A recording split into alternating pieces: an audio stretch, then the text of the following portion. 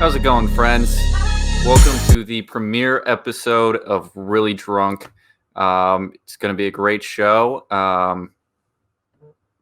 We got a guest tonight. He's brought along a topic of interest as well as a drink. I'm going to go ahead and introduce him. You might know him as the co-host, my number one goblin. It's Taylor Creek. Hey, how's it going, buddy?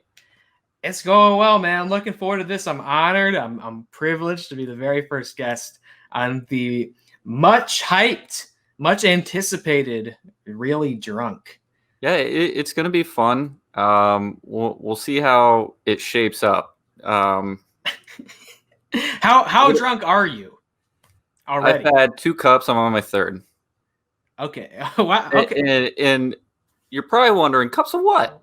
Yes. Taylor, why don't you go ahead and tell them what you picked as the drink of choice tonight?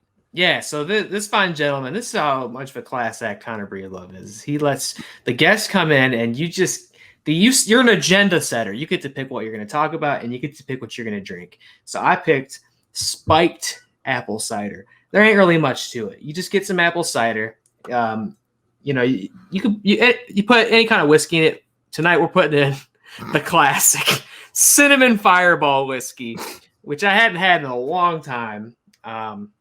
This time of year, man, fall is very special to me, and one of my first jobs ever was working on an apple orchard, so it's always like apple season in my mind when it's fall. I gotta have some cider, and I love throwing a little whiskey in there, and cinnamon very much complements that apple flavor. It does. It's very easy to drink. I've already had a couple cups of it.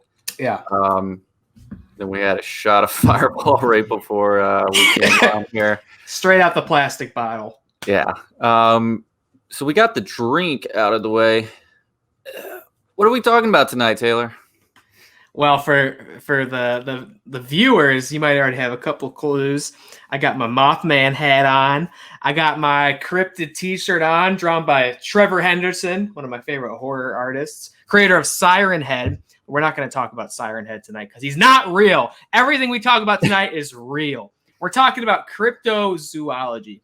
We're talking about cryptids. We're talking about these unknown creatures and beings that have haunted humanity for years and defy all reasonable explanation, all conventional science. I've got a list of beasts and figures and fiends that we're going to talk about. We're going to examine. We're going to theorize about, perhaps. Yes. I love cryptozoology. I love cryptids. When you brought up the topic, I was like, "What the fuck is that?" And then you started mentioning some of the creatures that fall under that category, and I was like, "Oh, okay." A few of them I've heard about. Never really got too deep into the lore of many of them. So I'm really looking forward to learning. That's what this show's all about. I'm learning about a new topic that a friend or an acquaintance is passionate about, and I'll learn about that topic. And there's no better way to learn about anything than being completely trashed. Yes, absolutely. It's the ideal way to absorb and retain information that you carry with you forever. Dude. That's why they get like grade school kids just absolutely trashed during class. Yeah, man. It's the only way these kids are going to learn if we, give them a little cup of whiskey. A little sauce, a little grease them up a little bit. A little bit of sauce for math class. yeah, man. I'm excited about this topic. I feel like I've always it's sort of a lifelong passion in some respect. I consider myself like a very curious person. Yeah, and obviously, it's not even fathomable that anybody listening to this would know this, but you and I obviously host a horror movie show. And I feel like there's a lot of crossover between horror movies and, late trolling the internet late at night, looking at alien videos and stuff like that. Like I grew up doing that. That was my experience on the internet, middle of the night. And it was I was so impressionable that it wasn't just like, look at this weird video. It was like, no, everything you know is wrong. And like that the anxiety and the paranoia and the thrill of like finding these things for the first time. I still find myself in that mindset. Yeah. Like I'll see like there's a video I found. It was I believe it was a UFO. Like it was just I think it was in Boston. It was just a black sky, and all of a sudden like one light turns on in the sky, and then like all these lights in this like weird pattern just like take up the whole entire sky. And that was just recently, and I was like, people are like, no, those are drones for like a parade or something. I'm like, nah, that's a giant ass UFO. Yeah, aliens are tricky, man, because aliens are so broad. UFOs are so broad. Like there's so much information, so many videos. It's all inconsistent with each other. It's really hard to even like know where to begin on aliens. And I don't really have any aliens tonight because I feel like that is its own discussion. Its own topic, yeah. It has a little bit of crossover with cryptozoology, you know, and that we're going to be talking about things we don't know what they are. Maybe they're from a different planet. Maybe they're from a different dimension. We don't know. We don't know. And I'll say some of these maybe I believe in. Some of them maybe I don't. But I will relent that I don't know for sure about any of them. And I've like what's his nuts, dude? Mulder. I'm like Mulder, right? Like I want to believe, you know. Even if it doesn't make sense, you know, you got to be skeptical. Yeah. I think skepticism is healthy because if you just right on its face say like, nah, this is real, I believe it, I buy into it, that's like reckless abandon. Like once you step off the ledge, like you're just falling for the rest of your fucking life. You gotta have a little. That's how you land in QAnon territory. Exactly. Yeah, that's the thing, dude. Like conspiracies are like totally within this like universe of conversation, but I feel like conspiracy has become so hostile and so like it's having buying into conspiracy theories has such a negative effect now where like people who do it wholeheartedly are being taken very seriously or doing very dangerous things as a result of it. Yeah. So it's like now I don't even really fuck with conspiracy theories. Which is a shame because I used to love like staying up real late and be like, oh fuck, like this is how JFK was shot. Yeah, man. Like now it's like you start looking into a conspiracy theory and then it gets like very political and then then you're in QAnon territory and then you're just a piece of shit. People are acting on those in a crazy, wild, dangerous way. Yeah. And it's like, I just want to go back to the good old days of finding out about David Icke and Hollow Earth reptilians for the first time. You know, I don't know if anything dangerous has been done in the name of reptilian. It probably, I don't know. Shouldn't speak too soon. Yeah. I mean, it's gaining traction. Yeah. Apparently the government's run by reptilians. Yeah. Maybe eating reptilian pedophiles, apparently. Well, yeah, and we've known that for years. It's very clear. We're not going to talk about reptilians. We're not talking about aliens. We're just going to talk about no reptiles of any sort. Well, I don't know about reptiles. We might get a little amphibious tonight. Oh yeah, I'll warn you about that. Amphibious. We might get a little amphibious, yeah, because you have sort of a vague clue of some of the things we're going to talk about. Yeah, but you haven't been like in the trenches doing your homework on this week. That's been my role, and I feel like I've done more note taking on this topic than I have on any of my show. Any of my classes I've taken this semester. So I really took this to heart. I'm very excited to talk about cryptids with you and nail back some Spiked Cider. Let me ask you before we get into it, not to like flip the role of host and guest, but let me ask you, like, what are your thoughts on cryptozoology? You know, I think it's very interesting. Mothman has always interested me. We'll get into that. He's right here. He's right here. There he is. He's right here on my left pectoral. Mothman. And he's on my head. One of those where it's like you don't really know. Mm-hmm. It could be real. I wouldn't put it past anything, but Bigfoot, I would like to learn more about, but I feel like it's something that's very common knowledge. That's great news. Jersey Devil is one I want to learn a lot about. He might have made the cut. We'll work our way to the Jersey Devil. And I'm very interested about Goofusbird. Goofus. I can't wait to get to Goofusbird. I've never heard of it. Really, everything about tonight is in anticipation of talking about the Goofusbird. And you mentioned Bigfoot. I'm glad that you did. That's who we're starting with, because I really feel like he's the most notorious. He's the one everybody knows. When you talk about, not that everybody knows what cryptozoology is, but like this is kind of the franchise player. He's like the mascot of what we're talking about here. Yeah.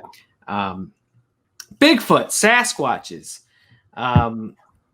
These guys date back centuries, really.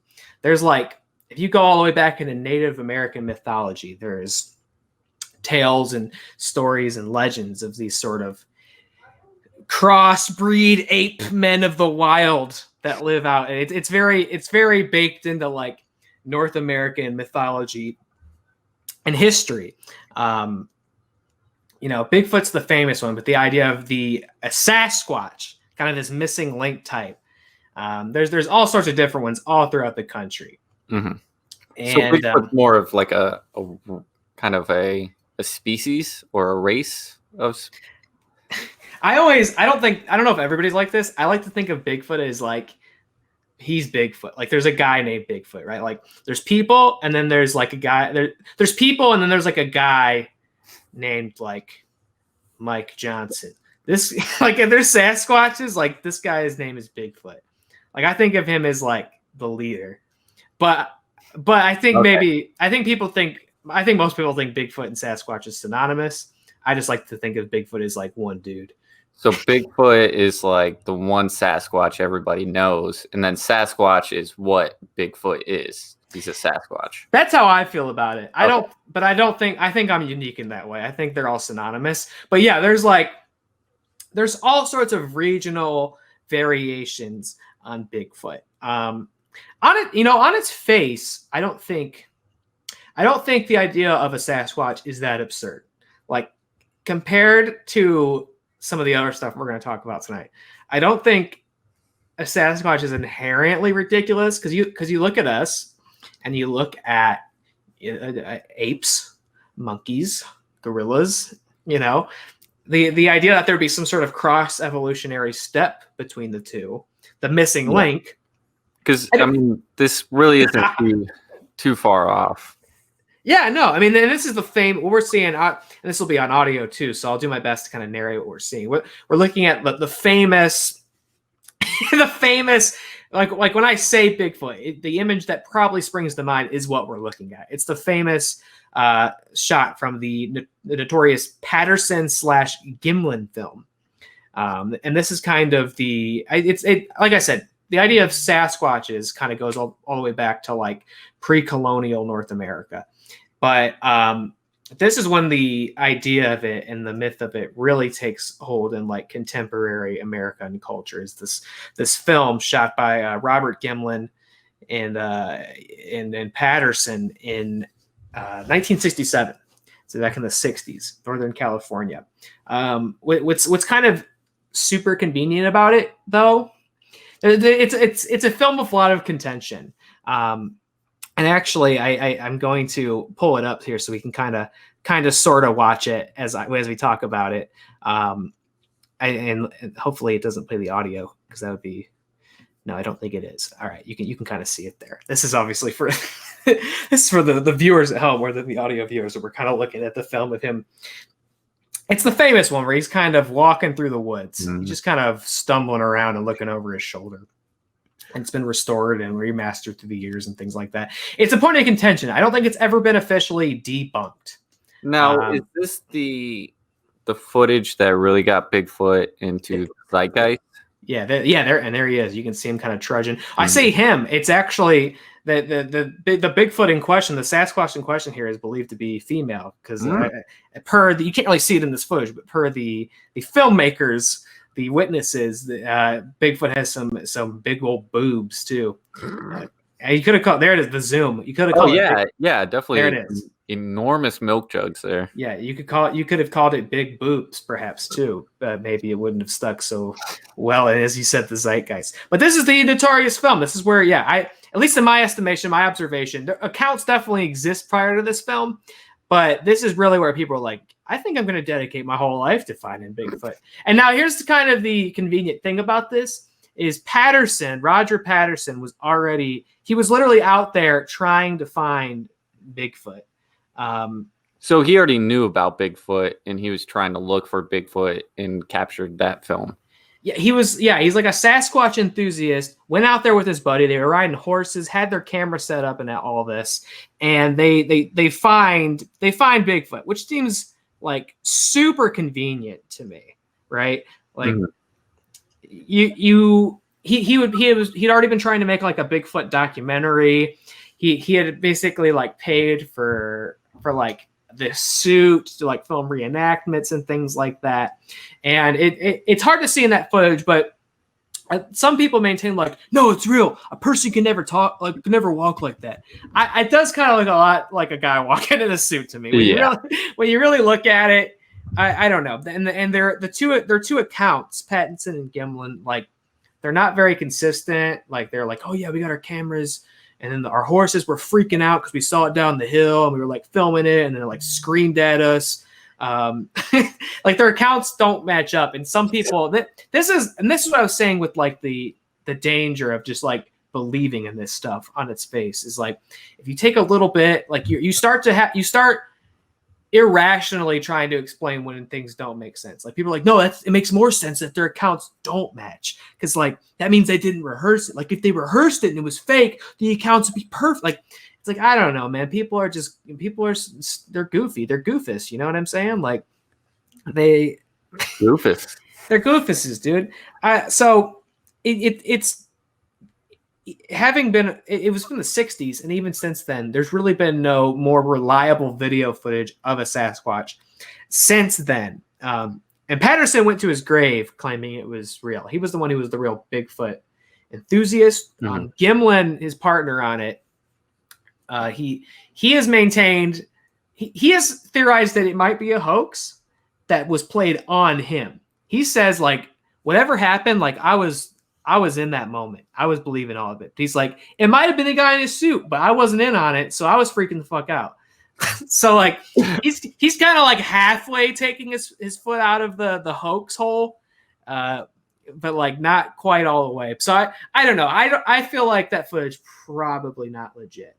And you'll notice kind of a theme here is like the unfortunate thing with cryptids is a lot of the hype and the fascination with them originates and stuff that gets debunked or doesn't seem very reliable, but it's like, it's too late. We commit to the idea of it. And then it's like, well, that Bigfoot footage isn't real, but like he could still be real. Right. I don't know. What are your thoughts on that? That we just kind of watched a little bit. What do you think about the belief of Bigfoot or a Sasquatch? I think the idea of a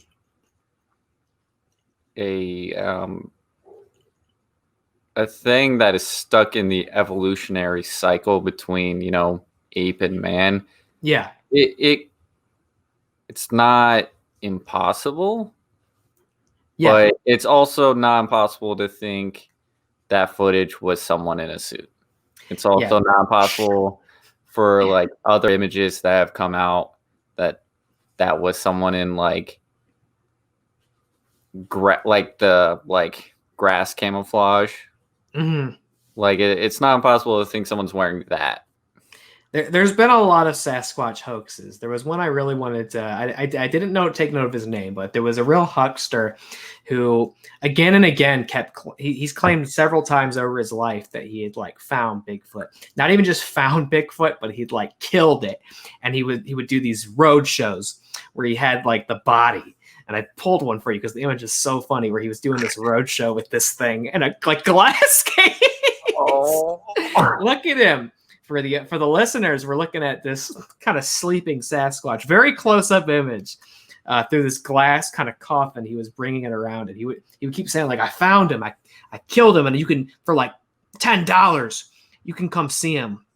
And every time he would always come up with these hilarious lies of like, well, yeah, no, this one is fake. However, I did kill Bigfoot, and like we stored him in like this frozen block of ice, and then when we thawed it out, he was so messed up and damaged. So like, you know, I did kill him, but somebody stole him. But like it was a very P.T. Barnum thing. Yeah. And like, but he was estimated to make like tens of thousands of dollars of getting people to come see his stupid Bigfoot. His stupid fake, like that is clearly fake. I had to pull it because it's so good. It's so good looking.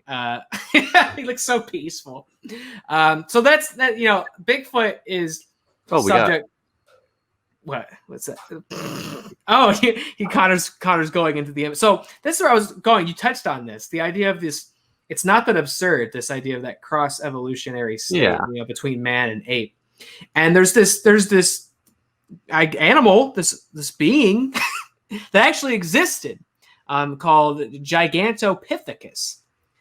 They found actual fossils of it. So this isn't me spinning the cryptid wheel anymore. And I've got a little illustration of it for you here. Here he is, Gigantopithecus. You can kind of see some like you can kind of see some I don't know if they're like Neanderthals. I don't know what the distinction, like Cro-Magnons in the corner there, like getting ready to go to town on these Gigantopithecus. So these are real apes. These are actually gigantic orangutans. What's his name from Jungle Book is, I guess, supposed to be one of the giant King Louis? King Louis, yeah. King Louis, he's orangutan, but he's Gigantopithecus. These are real. This is a real giant orangutan. And you can see, I got the scale for you here. He's very big. He's at least twice as big as the average human. So there is a belief and an idea that maybe Bigfoot is these Gigantopitheci that have survived beyond extinction in these isolated pockets throughout the world, and that's what when people are seeing them, they're seeing, you know, that's Bigfoot. You know, he's not so much he's more of an orangutan, but the competing train of thought against this is that Gigantopithecus. That's such a thing to have to say. I'm really drunk. I'm not drunk yet by any means, even though we did a couple. I know I've done a couple shots of Fireball here. Gigantopithecus was a quadrupedal. I'm picking all the best words to try to say in this. Oh yeah, I don't know if quadrupod is the right way to say that. What's the singular? Quad? Quaddy? I don't know. Anyway, the thought is Gigantopithecus walked on all fours, where Bigfoot is clearly defined as walking on his big feet, his 2 feet. So people are seeing Gigantopitheci. Yeah, and also you're just hitting Fireball straight from the bottle. Wow, just no, not wasting any time with the cider, just going straight for. Oof. It's because you're already taking a shot of whiskey, but it's fucking cinnamon whiskey, so it really burns you all the way down. It's like Big Red in liquid form. Yeah. So, and I wondered if I should even elaborate on like whether I believe in this stuff, like as we're talking about it. But because the bummer thing will be is you'll find I probably don't believe in most of this. And Bigfoot, I would have been willing to believe all the way up until like the last 20 years of human civilization.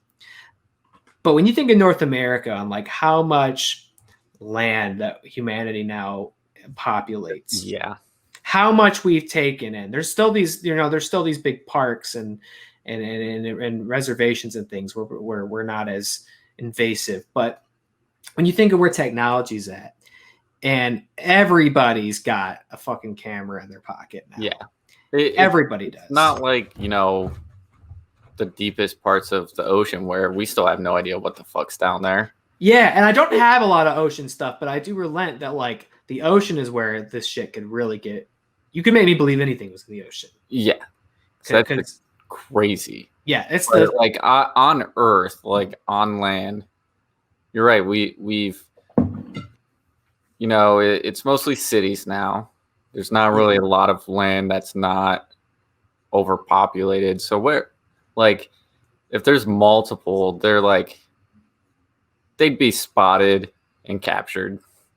Yeah, I do, because it's like in the 70s or whatever, right? It'd be like, I saw a Sasquatch and he looked like this and he threw a fucking rock at me. People were like, no way. And there'd be like no reasonable expectation for you to have any proof because it's like, why would you? But now it's like if you saw a Bigfoot and like there's so many like there's still like the shitty videos come out and stuff still. Yeah. It's like, why nobody should be taking shitty video. Like it should be 4K. Yeah, we've got these 4K, like 60 frames per second. Yeah, like 3 different lenses, like built in. Like you could make a compelling, like sweeping film, right? You could with like expert cinematography, you could make a Bigfoot. Yeah, I can do 8 times zoom and still have perfect quality. Like, fucking break. And that's what gets me caught up on believing in Bigfoot. And so many people are looking for him. And there's TV shows. Yeah, there's a TV show that's like 9 seasons in, and they still haven't found him. It's such those shows crack me up. The point of the show. Those shows, they crack me up. And like at this point, obviously you haven't found Bigfoot. Why would I start watching? They really haven't, and like, if it's such a self-defeating prophecy, I think, because it's like because it's not like it's live, like they film it all way in advance. So like if you are sitting down to watch the Bigfoot hunting show, if they fucking found Bigfoot, you would know by now. That would be huge news, right? Like, do you think they're going to keep that to themselves? They found him. They have like wait for it to premiere on the Discovery Channel. Yeah, like irrefutable evidence. Like, no, dude, everybody. That'd be leading news. It'd be leading news for like 2 hours because that's the world we live in now. But there's no way you wouldn't know ahead of the episode airing that they found. But like, so those shows crack me up in that respect. Same we talked about Ghost Adventures last night. The same thing. It's like this dude ain't found ghosts, and if he did find ghosts, I probably would have heard about it by now. Yeah, because you bring up that point. It's like the jinx with Robert Durst, like. Dude confessed on camera. That news broke before like that show even premiered. Like, they caught him on camera. Like, oh, why'd I kill him? Why'd I kill them? Yeah, exactly. And it was like, well, we already know now. Finding Bigfoot would just be too big a news. Now, here's the thing. My big thing for not really believing in Bigfoot anymore. So I can definitely believe something like this once existed, first of all. Yeah. And I think it could be a thing where like maybe this thought to be extinct species actually survived in some parts of the world. And because some cryptids have been found. Like I don't have them in this list, but like the giant squid was once a cryptid. This theorized animal that we found, and now it's just it's a note. Like the frilled shark was one. There's another one I'm forgetting, but there's like, and of course those are ocean ones. The real ones that are going to come true are the ocean ones. But it's happened. Cryptids have proven to be real. I think maybe something resembling a Sasquatch, maybe a Gigantopithecus, existed amongst contemporary human civilization, but we fucked it up. We pillaged its land. It died. There wasn't many of them left. They went extinct. And that's what we do. We make things go extinct. So I think that I could buy that. I don't think there's any of them running around anymore. However, there's kind of a cousin to the Sasquatch that I think it's totally within reason that it could exist. And that is, here he comes. There he is. The Yeti. The Yeti, man. Because here's the thing about the Yeti. Yeah, you're going to have to explain the difference between Yeti and Sasquatch. I don't know biologically and like genealogically. I'm thinking all the big like $4 words. Why are you doing this to yourself? I'm talking about zoology, man. I'm talking about biology. Like I'm up here giving a class. It's like a college lecture. We should take this to a college and be like, hey, we'll teach. This is worth at least 1 credit, right? It's got to be 1 credit hour. Yeah. Half credit hour, maybe. It'll go on your report card. Yetis, I don't know, like, biologically what the huge distinction would be. But geographically, they live like they're again, they're kind of baked into this older mythology of like Tibet and like the Himalayas, where they live. And Yeti's synonymous with like abominable snowman, right? Where it's like these live up in the mountains. They live in the places where people don't go. It's more remote, up high in the mountains. These very cold conditions, very windy, mountaintops, snow caps. This is where the Yeti lives, and you can see he's got very thick fur. He's very well insulated, so he can survive up there. Again, we have some sort of ancient society kind of creeping over the mountain. For the listeners, honestly, I wish I had that full body hair like that. I would never be cold. I'm often cold. And these guys are yoked, dude. Are you seeing? Like, look at the veins. They are fucking strong. And you gotta, if you live up on that mountain, you gotta be, because I don't even know what you're really eating up there. Yeah. I guess like mountain goats, you're just or just stealing like the local community's children and eating them. I don't know. But the Yeti, they live up in the mountains where it's cold and where people really aren't at. Allegedly, just shoot it straight facts. They live up in the mountains. You're right. I opened this up under the promise that everything we're talking about is real, and I don't mean to break a promise. So it's all real. There's obviously been expeditions and studies trying to find Yeti. We're looking at this picture of a giant footprint. Strange tracks are foot long, found by British mountaineer Dr. Ward. Looks like they were made by a two-legged creature. Now, here's the thing about this evidence. This would be very easy to fake. This is a big footprint in the snow. I feel like you could find the means to do that. But yes, there's this. I don't know. There's this photo of a giant foot. There's this photo of some tracks in the snow. This one's not very conclusive to me, but back in 1937, when Frank Smith took these footprints, I guess this really rocked people's fucking socks. And the Daily Mail, the Daily Mail, who I think are like, that's like your fake news tabloid. And I'm not talking like modern Trumpian fake news. I'm talking like classic fake news. Yeah. Like that was the Inquirer before the Inquirer. Okay, and they're like the ones who have like the Bat Baby and shit like that, right? Or like aliens all the time. Like they launched an expedition in the 50s to try to find Yetis, and which I admire a lot. If you're like, our whole thing is we report on crazy bullshit no one believes, and we're gonna send people across the world to go find some. Yeah, and the Daily Mail still exists. Yeah. And I feel like they've gotten to more like celebrity. These two celebrities were in the same area.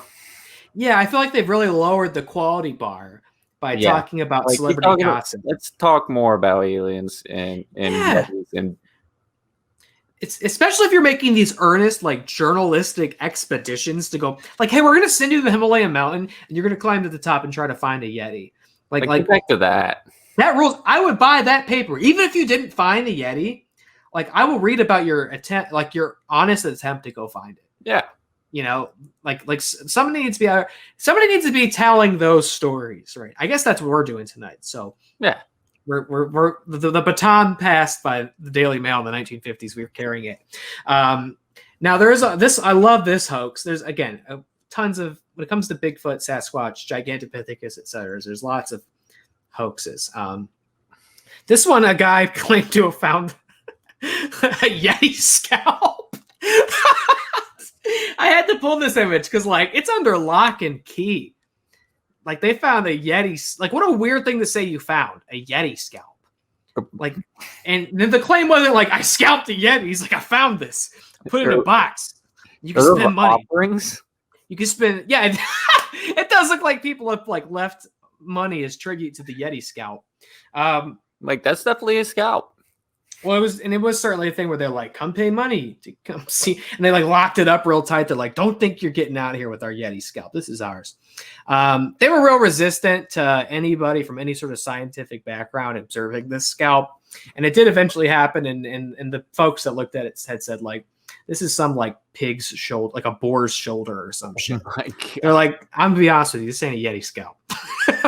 So But I thought that image was so insane. Like, it's interesting to see the ways in which people try to like manipulate the Sasquatch myth and profit off of it. And I think that speaks to just how mainstream it is and how popular, how like obsessed some people are. And before we move on from the Sasquatches, there's one I want to bring up. Like I mentioned earlier, there's a lot.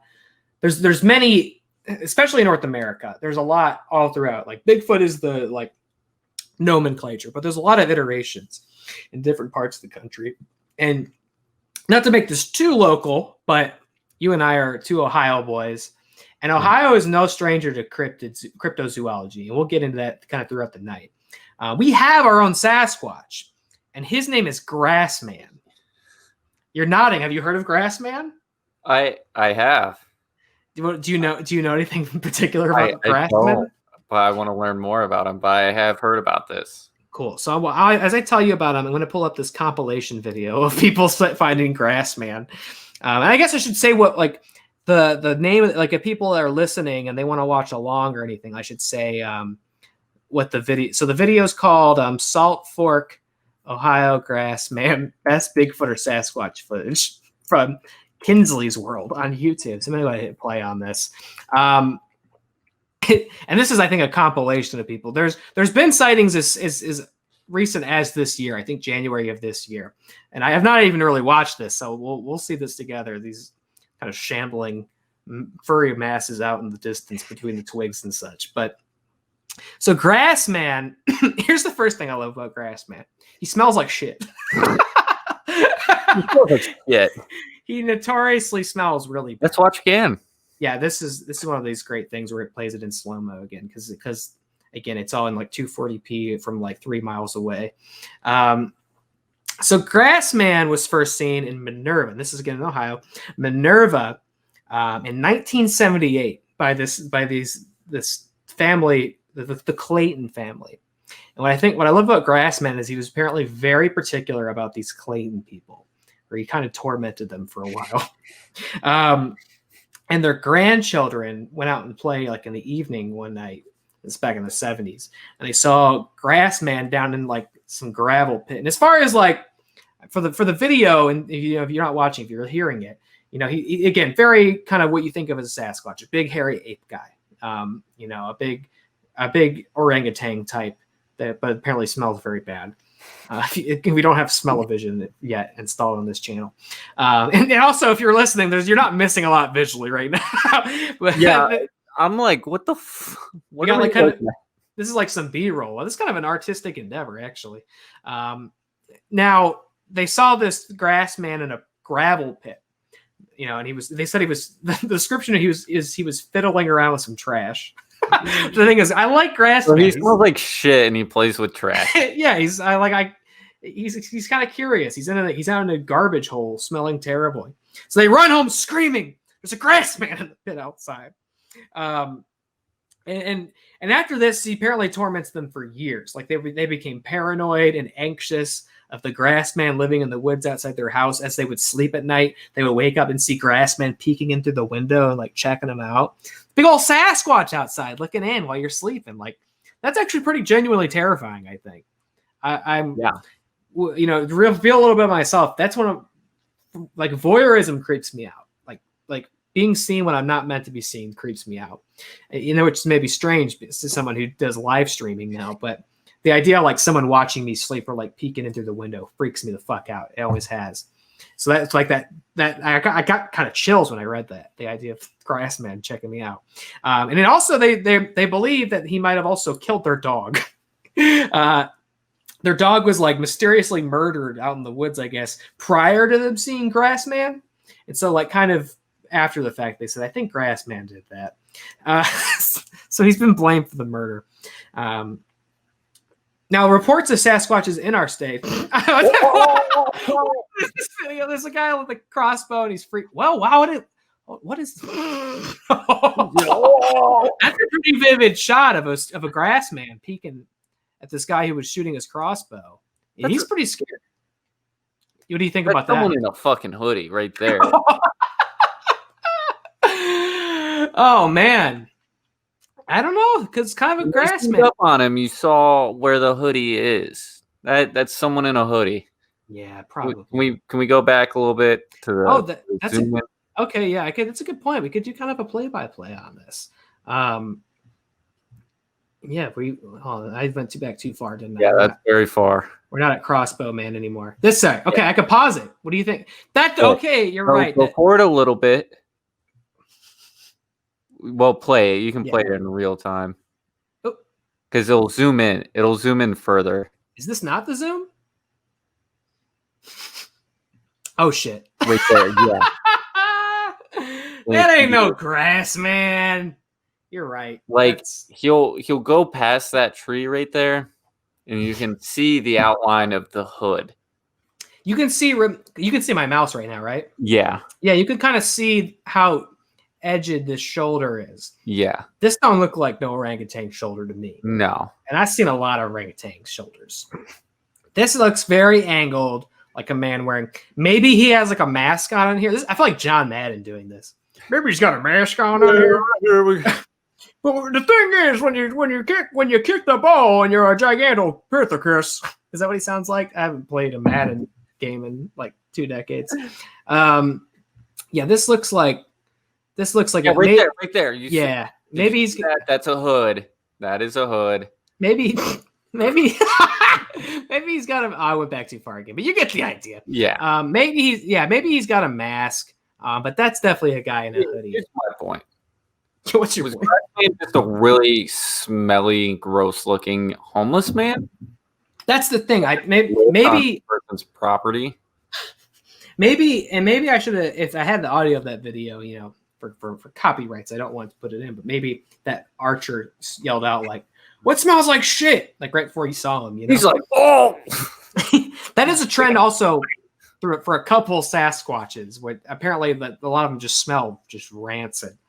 But yeah, Ohio has a history of Sasquatches going back all the way to the 1700s. Again, there's like a lot of sort of indigenous mythology that's been like interpreted after the fact, that perhaps alluding to being similar. And you sent me something before we started. There was a Bigfoot sighting in Columbus recently. Yeah, of Grassman. Because he apparently.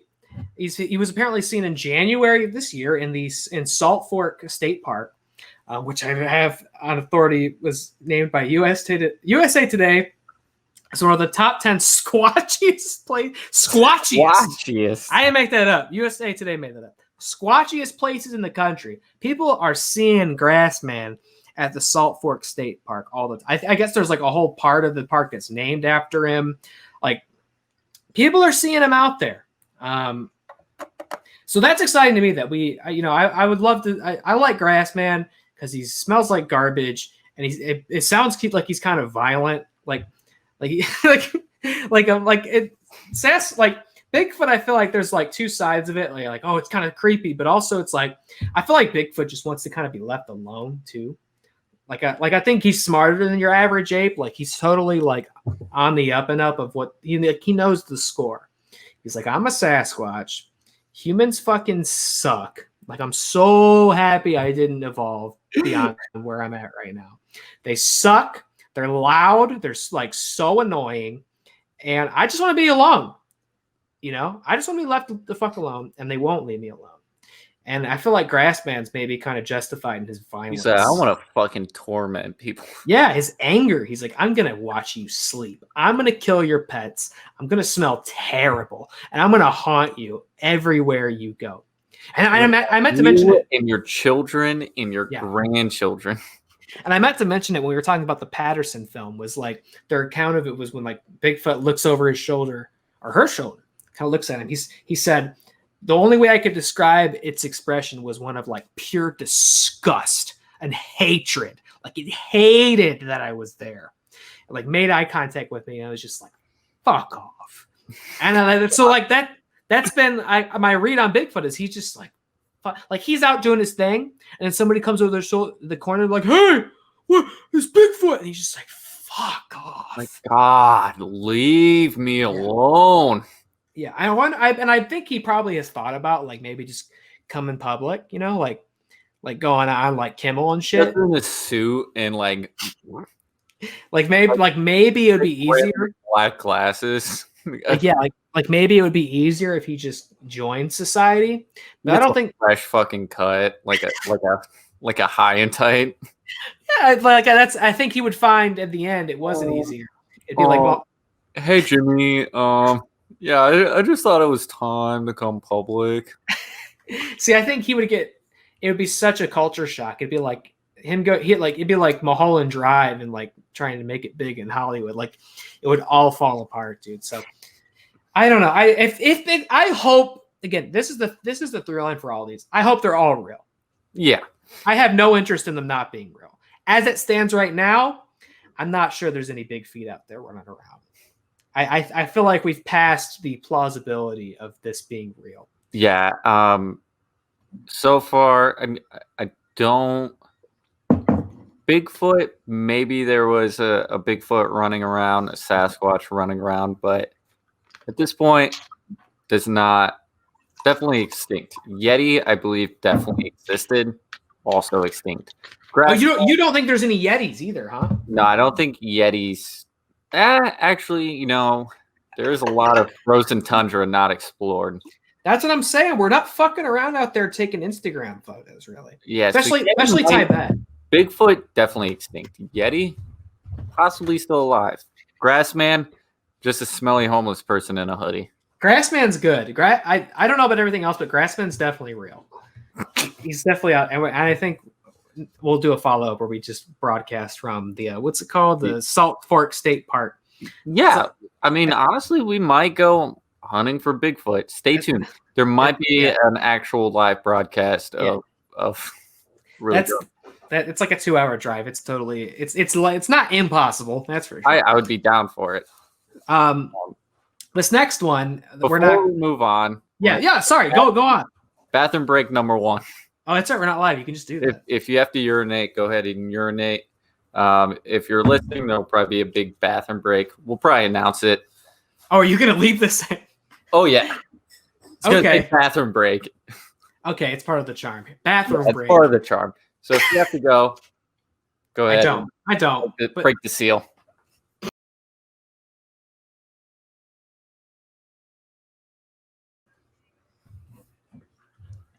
Oh. All right, folks. We're back. So far I've taken off my glasses, my hat, and my hoodie. Before we move on to the next one, how are you feeling? You know what? It's starting to kick in a little bit. Starting to kick in. It has kicked in for me. Yeah, you started a little bit earlier than I did. Yeah, I started at about 7:15.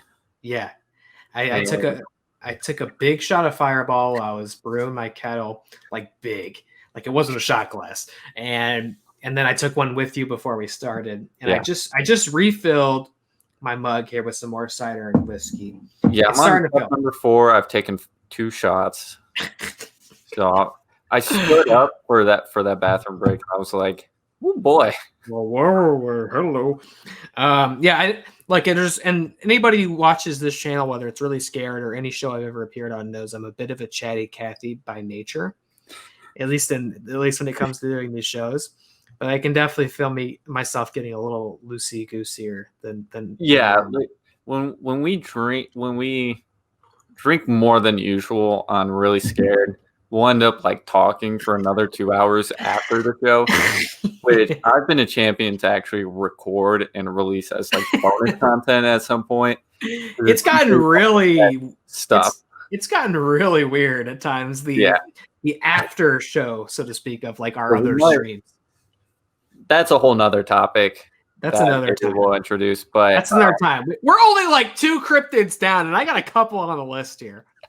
Okay, now some of these I have less to say about than others, so they're not all going to get as much love as the Gigantopithecus did. But this next one I would say is just as notorious, maybe like a very close second. But this excuse me, there it is. That's the fact. That's the first one. There's 2. It's the Loch Ness Monster, guys. Yeah. This one I think I've done more research on than any other. Yeah. episode. Because I remember being in like 4th grade and reading about the Loch Ness Monster and the Bermuda Triangle extensively. Oh, yeah. Like looking up articles. I'm right there with you. I think my fascination with cryptozoology begins really with the Loch Ness Monster. Yeah. That's the first one I hear about where I'm like, I mean, and it really, there's something, I think also I was a total dinosaur kid, you know? Yeah, definitely. Love dinosaurs. And so there's a lot of like appeal there, and which this is essentially like a dinosaur survived and it lives in a lake. You know, like that's all it took for my imagination to go just fucking hog wild. And I like I've always loved Nessie, dude. And Nessie's a little more charming, whereas like Sasquatch like smells like shit and kills your dog. Like Loch Ness Monster is kind of endearing, you know. Yeah, she's just hanging out. Kind of sweet. I can remember. Did I misgender Loch Ness? Did I misgender Nessie? You know, Nessie definitely feels feminine, but it's hard to say. It's hard to say.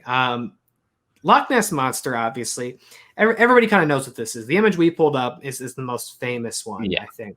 And this is really, again, as the Patterson film it's a Bigfoot. This is called the surgeon's photo. Is to like Loch Ness Monster. This is when you think of it, this is what you see.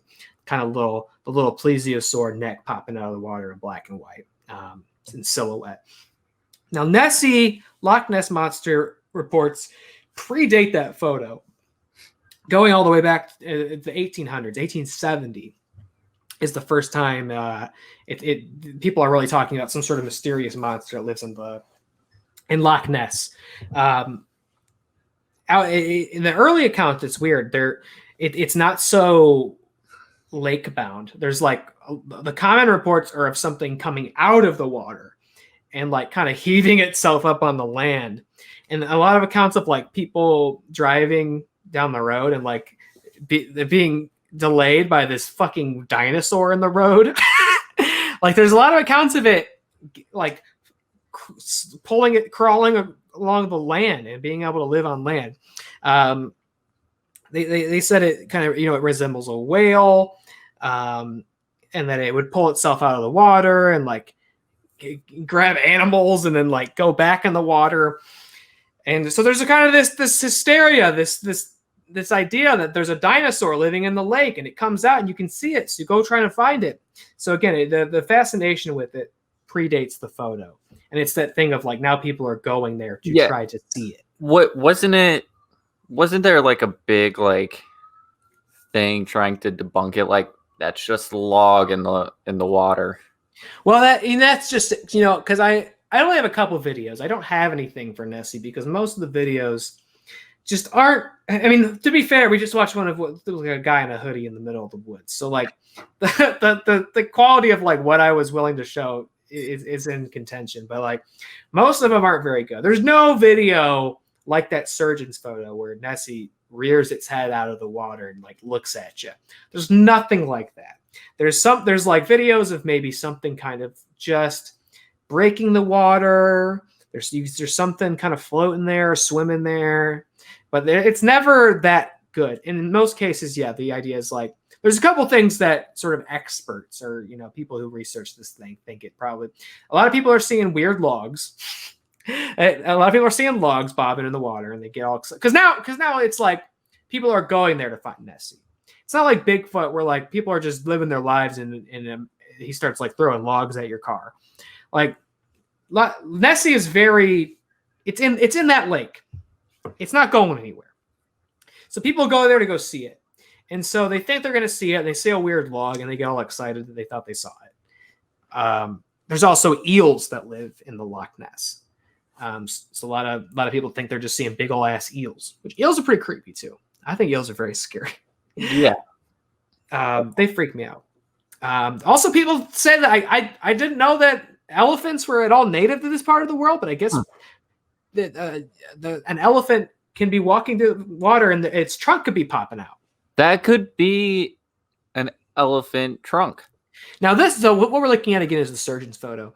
There's a lot of dispute over whether this is real, and the idea isn't that that this is an animal being mistaken for the Loch Ness Monster. It's that it's a full-blown hoax right from the jump. A lot of people think it's taken, I forget his name, but I think he is a surgeon. That's where the name comes from. But there's a lot of belief that it's a self-perpetuated hoax using a toy submarine. It's very conveniently in silhouette. The scale of it's kind of weird versus like the wake and the waves. It looks pretty small. Yeah. So a lot of people have kind of moved on from the surgeon's photo thinking it's fake, but it's also probably the most relevant piece of info or a piece of evidence of the Loch Ness Monster. So it's kind of that Bigfoot thing where it's like, well, we all got really excited over a thing we don't really think is real anymore, right? Now, before I get to my next part, let me just ask you outright: Do you believe in the Loch Ness Monster? Do you think it's real? Yes. I love that, and I asked that because this next part I'm getting to is what made me stop believing in the Loch Ness Monster. Uh-oh. Yeah, and I hate to take the wind out of anybody's sails, but this gonna ruin me? Is this gonna take out all my childhood wonder of Loch Ness Monster? Watch a man die. That's the name of this video. Watch a man die inside. Well, I'm like you. I love this. This has maybe been my favorite. Well, up until this guy on my head, and we'll get to him later. But this is where it all begins for me. My fascination with the unexplainable and the supernatural. But in high school, we had to. I was in a speech class, and one of our assignments was doing like a persuasive speech. And you did one on Loch Ness. And I said, I'm going to convince people that he's real. And then while I'm doing the research, I started to think, I don't think he's real. You started fucking yourself over. You were like, oh no. Yeah, I debunked myself. Because they've done over the years, they've done a series of sonar tests in Loch Ness. And, sonar is very unlike a guy with his camera in the middle of the woods. Sonar, I think, is very conclusive. It's very reliable. And they've done a series of sonar tests over the years and determined there's nothing of the correct size. They're not picking up anything that would be as big as the Loch Ness Monster needs to be in order for like what we think of as the Loch Ness Monster to be real. A fucking dinosaur in the lake. They're like, there's just nothing down there like that. It's like you can't do a sonar test of the woods and see if Bigfoot's out there. It's not that easy. But a lake, a determined body of water. Again, I think like anything can exist in the ocean, but this is a lake.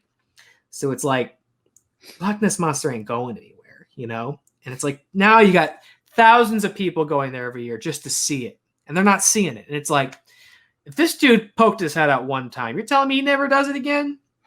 So they do these sonar tests. They don't really find anything to suggest there's anything like it. But their sonar tests do involve imagery. And there's one picture I did pull because, like, if you think of the Loch Ness Monster and you did a sonar test, like here he is. Like what? Like look at that picture, man. That's a picture. Made you not believe in Loch Ness? The thing is they don't know what this is, but they're also saying they didn't detect anything big enough to be the Loch Ness Monster down there. Look at that thing. You've got two little stubby legs and a giant long neck. It really looks exactly like the shape you would think the Loch Ness Monster would be. When I think of Loch Ness, that's how I pictured the shape. Like a rubber chicken that had its neck just stretched out. It looks a lot like the Loch Ness Monster. But they've done, this is got like a little bit of a tail back there. Oh, kind of creeping up over the top left corner. Yeah. Interesting. That's interesting. See, but this is kind of an anomaly in these sonar tests. This is like a weird visual that's kind of unexplainable, but in terms of like what they're detecting, they're like picking up fish and they're picking up the eel, but they're like not picking up anything that's like, my thing is just like, where can Nessie go? That they didn't get it on these tests. Because when was that sonar taken? That's a great question. As extensive as my notes are. No, this one I think is from 1975. And when was this the like famous picture taken? The surgeon's photo goes all the way back to 1934. Okay, so maybe Nessie was a baby when that initial photo was taken. So that's the other thing, though. Like humans, maybe it doesn't age quite as fast. So maybe in the sonar, it's still like a teenager. Even 40 years later, it might still be like a teenager. Now you're pulling some Cloverfield shit on me. That's what they said after that movie. They're like, actually, the Cloverfield monster is like 5 years old. There's even bigger ones in the ocean. Hey. No, Cloverfield. No, I love Cloverfield. I mean, and again, the fascination with monster movies, cryptids, like deep sea, like it's all part of the same world, I think. But you touched on another thing that's not just Nessie. This is kind of thing for cryptids in general, which is like the idea, like these things could have existed and gone extinct. Like early 1900s, maybe one was floating around. I drink some water out of the Yeti. Oh, you know what? Also, when you just Google Yeti, nothing about Yeti comes up. It's those fucking things. It's these things. I had to clarify. Rightfully so, because I don't think I'll ever own like another cup that I exclusively drink my beverages out of. I had to clarify. I had to go like Yeti monster. Like I had to type it in. I like yelled it when I typed it. I was like, and then it pulls up one of these filled with monster energy. I was like, oh. Yeah, that's a cryptid in itself. That's something I would do. A perpetually ice cold cup of monster. I have to drink this because I have heartburn. Yeah, I've been having some real heartburn issues. This is unrelated entirely to what we're talking about, but I've been having some horrific heartburn and acid reflux lately, and I got to tell you. Yeah, I got to be honest. I don't think cinnamon whiskey is not doing me any fucking favors right now. Yeah, I'm too old to be drinking this. Yeah, honestly, when I turned 21, that was my like drink of choice. Yeah. And I did fine. I'm now pushing 30. 30 and it's rough. It hurts, dude. Honest, I don't feel 100%.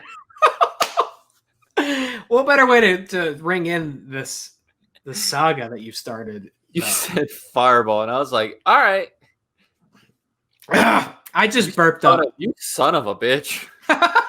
I hadn't had Fireball in a long time either. My drink a couple of years ago was Fireball and Coke, which I think about heartburn. Oh my God. That would fuck me up really bad right now. But I'm feeling a little loose. I'm enjoying it. It's very tasty. That's the thing. I love cinnamon. It is tasty. And obviously you have this kind of apple cinnamon thing going on when you mix these two. So it's very good. It's a very fall drink. I love it. It just hurts a little bit, and sometimes that's how it is, man. That's how love is. It hurts a little bit sometimes, and you persevere because when it doesn't hurt, it's worth it, right? I might have to grab a snack to offset this at some point. Dude, this isn't really hungry. This is really drunk. I don't want to see you being responsible on this show. Don't you dare. Don't you dare. I did eat 2 massive quesaritos before we started. So last night we had buffalo chicken sliders. Oh boy, that's spicy. It was really good. Today I put on like an actual like sweet Hawaiian bun, like actual hamburger bun. So a little bit bigger of a helping. Mm-hmm. Still very good. But I might have to grab the white cheddar Cheez-Its. Before you do, kind of a chip off the Sasquatch block.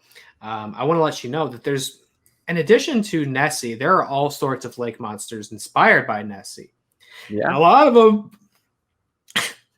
of them are also kind of the same idea. These plesiosaur things, these 4 flippers, neck coming out of the water. Did you know Cleveland has one? Do you know about Bessie? The Lake Erie Monster? The Lake Erie Monster. Now here we have a picture. There's no real picture of Bessie out there. I don't know what this is from. This is perhaps Daily Mail. Real?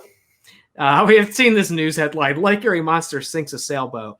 And it's coming out and it's wrecking shit. Well, it starts a photograph taken seconds before 38-foot craft was snapped in half.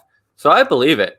Yeah, I mean, there's a barcode on it, so they printed it. It's got to be real. You could buy that in a supermarket.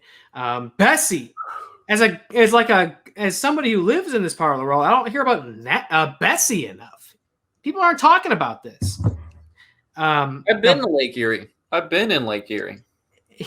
Yeah, and I know like Lake Erie Monsters is the name of a hockey team. I remember there was like a Lake Erie Monster comic book a couple years back that was like drawn by the guy who does like the melt posters and stuff. Huh. Lake Erie Monster, like I'm all in on the idea of there being a Lake Erie Monster, but we're just not talking about it enough. We're not like, and maybe that's the best case scenario for somebody like Bessie is that no people aren't talking. Like that's probably what they want because nobody's going to Lake Erie to search for Bessie. No, and Bessie's reportedly more of like a serpent than a plesiosaur. Okay. There's like a couple accounts going back as far as the 1700s, and the last real account was as recent as like 1993. So it's been a real long time since anybody fucked around with Bessie. But it's this like giant serpent that's been seen like on the shores of Lake Erie, just like frolicking around, getting real weird and wild, and then jumping back in the water. So a little bit different, and I'm very fascinated by the phenomenon of sea serpents as well. I don't really have it in our itinerary for tonight, but the like old sailor's tale of sea serpents has always been kind of fascinating to me. This like weird commonality from this like this old world, like exploratory sailors' tales and stuff. Excuse me.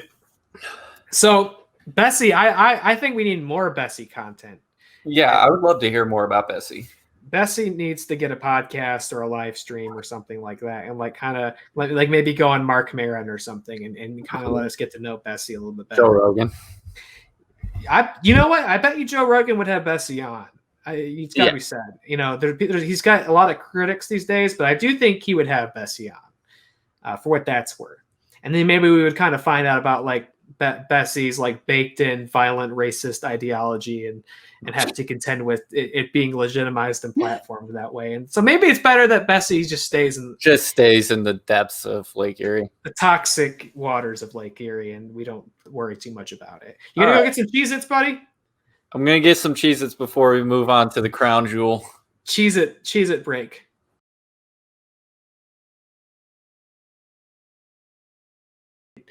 No one way or another how I feel about any of them. I'm communicating with Matt like through coded message in the private chat here while you're gone. Yeah. Woo. You good? I don't know what I got myself into. You good, brother? Did I come in too hot on this? It's really drunk. Did I pick a tough drink? Yeah. I mean, the Fireball isn't really. I don't think it's tough in that it's the alcohol content. You're not struggling with being drunk. You're struggling with the heat of it. Not even the heat. It's like the way it's making my stomach feel. Yeah. Like it's internally, I feel like hell. Oh shit. Do you have something you'd rather drink instead? I don't. Now maybe putting any alcohol in your system is just going to be a problem at this point. Yeah. No. Okay. Let's just get through this. Get through it. Now it's like a painful, labored process. This is your show. Don't tell me to get through it. How dare you? You said in a second. You said before that break, you said we were getting to the crown jewel. And I'm wondering, I'm curious what you think is next. Now, this one, I was talking about Bessie, which is kind of a local legend. We've got another one. Again, we're kind of a Ohio show, right? So I had to throw some Ohio classics in here. I love this guy, the Loveland Frog. I love this guy. He wasn't in my original notes. I put him in last night and it was all because of this picture. Look at him. I love this. He's like looking over his shoulder. And for audio listeners, we were looking at this frog, and he's on two legs, and he's been illuminated by these headlights, and he's kind of looking over his shoulder, like he just got caught. He just got caught in the act. You know what I'm saying? Like he was up to something a little risky, and he's looking over his shoulder, like, oh shit, I got caught, and he's great. And there's like a little scale here. He comes up about waist high. Excuse me. He comes up about a waist high, and he's a Loveland frog. And this image is pulled from the mythology, the lore of the Loveland frog. Oh god, oh god. Once again, I have to say this sentence for the audio listeners: Connor Breedlove is shirtless,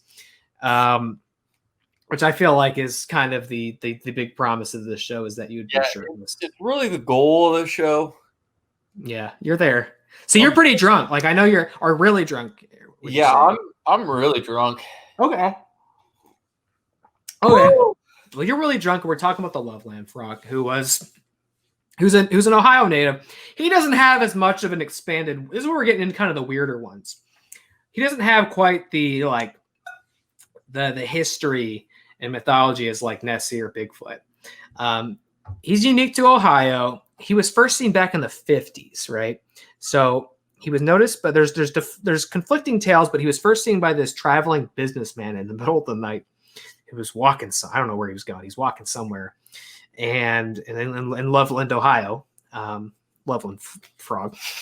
He was walking, and he saw this like congregation, either off to the side of the road or under this bridge. He saw this congregation of what he thought were like little people. And as he got closer, he realized they were little frog people.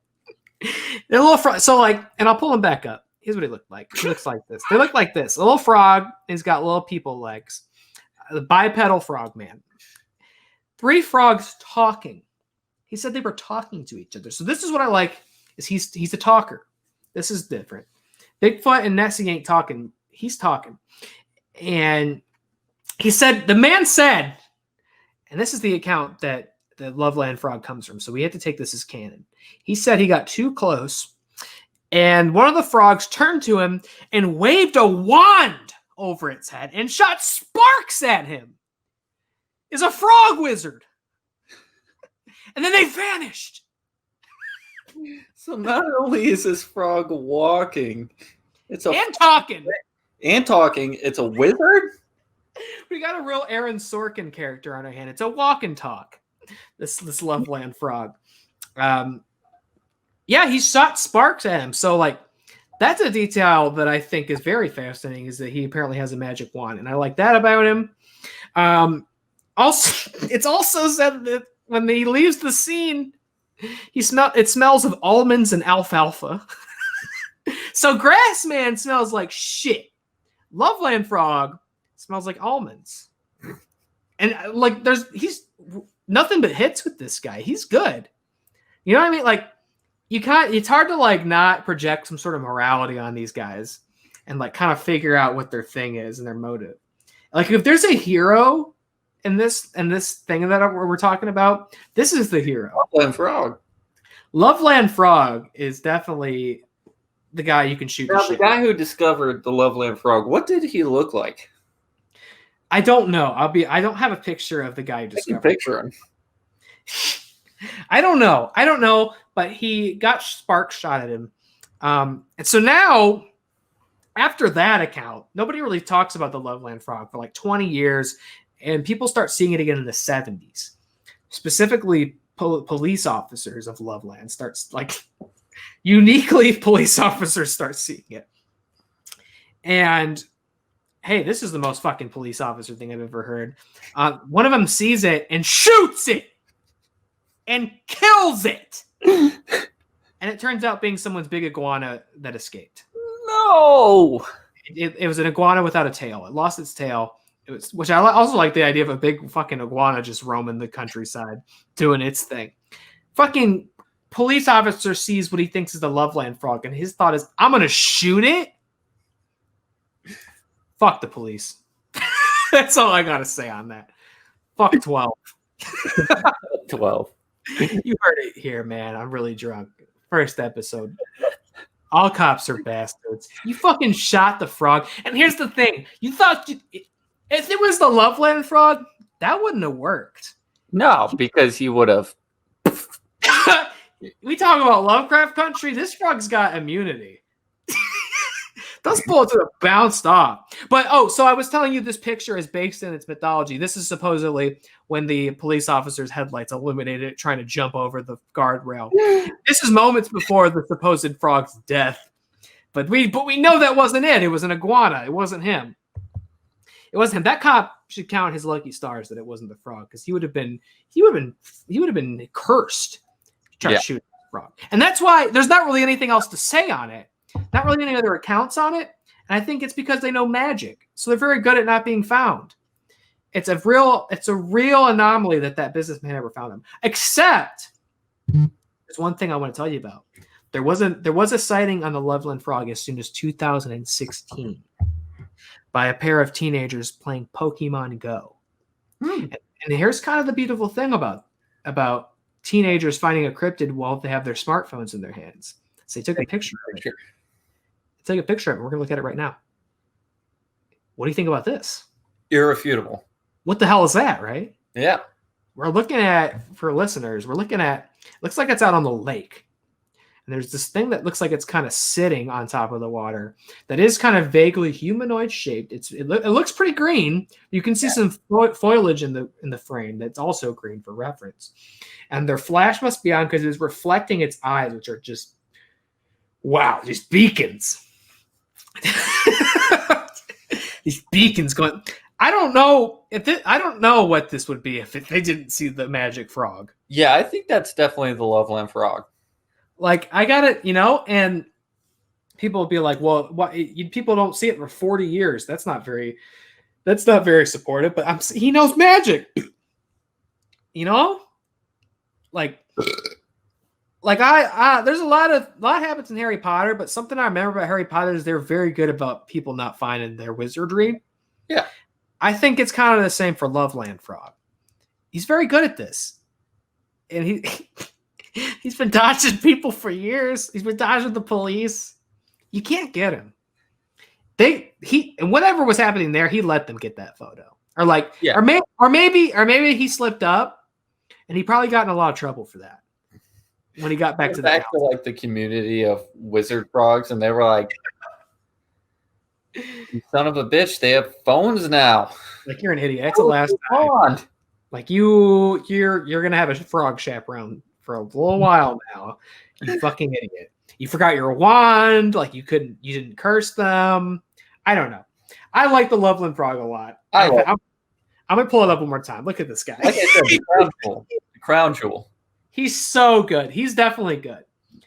I'm like, if you were like playing D&D, this guy is like lawful good, or maybe neutral good, or neutral good because he is shooting sparks out of his wand. Maybe chaotic good. Maybe he's a little bit of a trickster. But he's definitely good. There's no disputing that.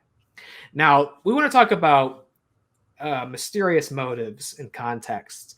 I thought about saving him for last. I stuck him kind of right smack dab in the middle. Because I love this guy. He's right here on my head.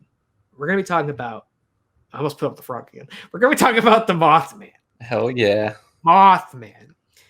Now, all throughout here, you're noticing me kind of being like, I don't know if it's real. I don't know what happened. So I don't know what really happened here. But I'm kind of 100% on board with Mothman. Yeah. Which has been very exciting for me as an adult. Of like being a skeptic, having to be realistic about these things, and thinking like, oh, this shit probably isn't real.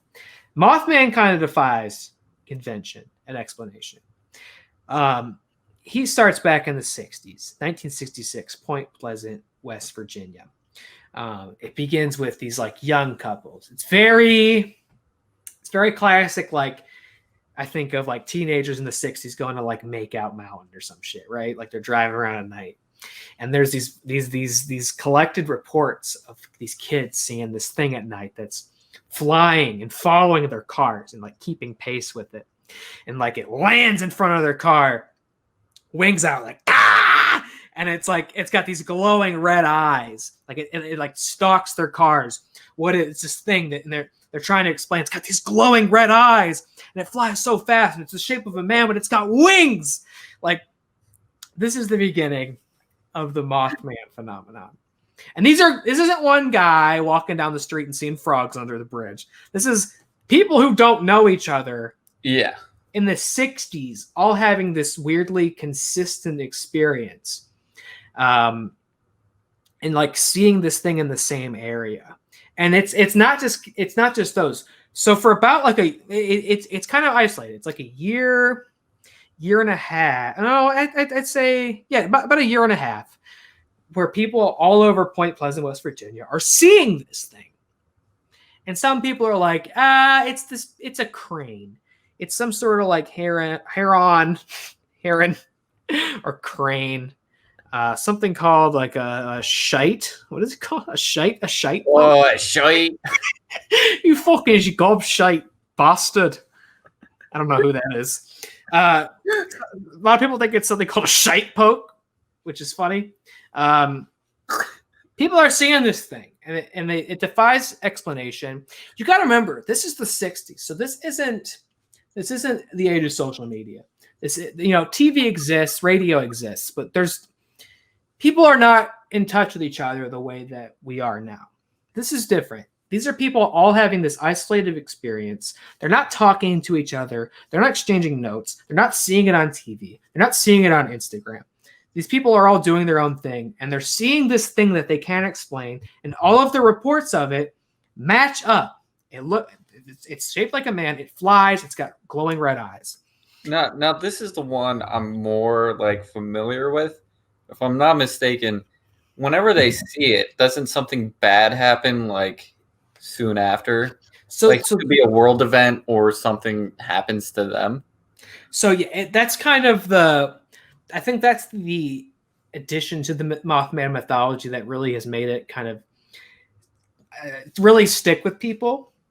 Because yeah, so 1967 sees the collapse of the Silver Bridge in Point Pleasant, West Virginia, and this results in in the death of how many? I think it's 46 people. 46 people die in it, and it's from like this freak manufacturing, like engineering, like fraction of a fraction error that makes the whole thing eventually tumble and collapse, and kill these people. And apparently, allegedly, excuse me, I need a little water. Throat's getting a little raspy. Really scared mug is safe. That's where the water goes. That's where the water goes. I just got to wet my whistle a little bit. I've been talking a lot. People had claimed to receive premonitions when they encountered the Mothman. Like they'd see him, and then later they had premonitions. They'd had visions of the bridge collapsing. And so this new narrative forms of like what did the Mothman cause the bridge collapse? Is the Mothman like this harbinger of doom? Was it trying to warn people? What was it doing? Because after the bridge collapse, there's basically no more Mothman. It's this weird, isolated, like year-long incident where people are seeing this thing and they can't explain it. This horrible thing happens, and then it's gone. And people couldn't help but wonder if the two things were related. Some people think that was just some weird coping mechanism they were using to try to explain this horrible tragedy. Because Point Pleasant's not a big place, too. So, like, you think it's the 60s, 46 people die. Like, that's something that's going to affect everybody in a real tough personal way when it happens. So, this community is going fucking nuts in this year. They're all having this. If it's a delusion, it's a crazy shared delusion, which even if it's not a Mothman, I think something very fascinating and unexplainable is happening in this part of the world at this time. And then obviously it becomes its own legend. Like that's where the Mothman prophecies comes from. John Keel wrote this book in 1975, and eventually, it gets adapted into the Richard Gere movie, which is like this compilation of stories and accounts from the 60s, from this time where people are seeing the Mothman in Point Pleasant.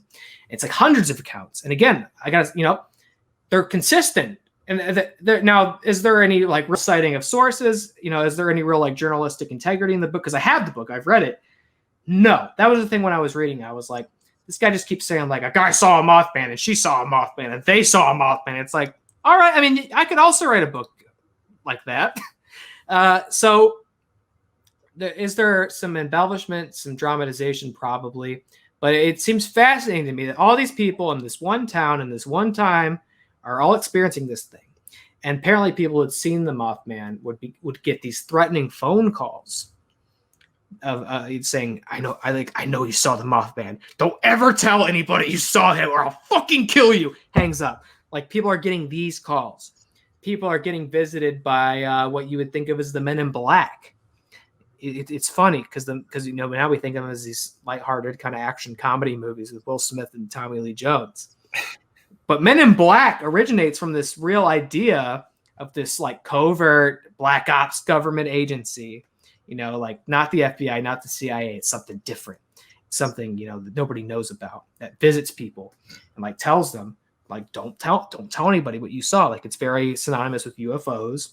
People also had reported seeing UFOs in Point Pleasant at this time. And so there's like, was Mothman an alien? But there's all these stories of Men in Black coming to people's homes, knocking on their doors and like coming in and knowing things about so you saw Mothman and like you didn't tell anybody. And this guy comes to your house and goes like, so I know you saw Mothman 3 days ago, and it's imperative that you don't share this information with anybody. And if you do, we're going to have a real problem. And then like gets up and leaves, yeah. So now, is there any real credible evidence of those encounters happening? No, but the fact that so many people in one town are saying this is happening to them, I think there's some sort of legitimacy to that. I don't presume to know what Mothman was or what this event was. Yeah, I wouldn't even begin to guess what Mothman is.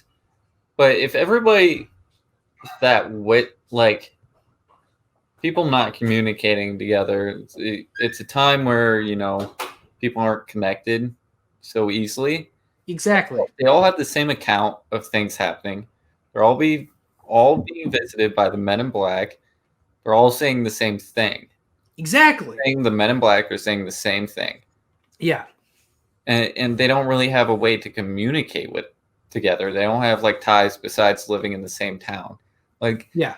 I don't believe that a huge like a hoax would be that like committed and precise. Right. And we, as we talk about these things, obviously there's no doubt weird because Mothman is like one of the most out there things. It's definitely, of what we talked about so far, it's the weirdest one. But it's also the most believable based on the accounts. Yeah. It's not like Bigfoot. Like, that's not hard to believe.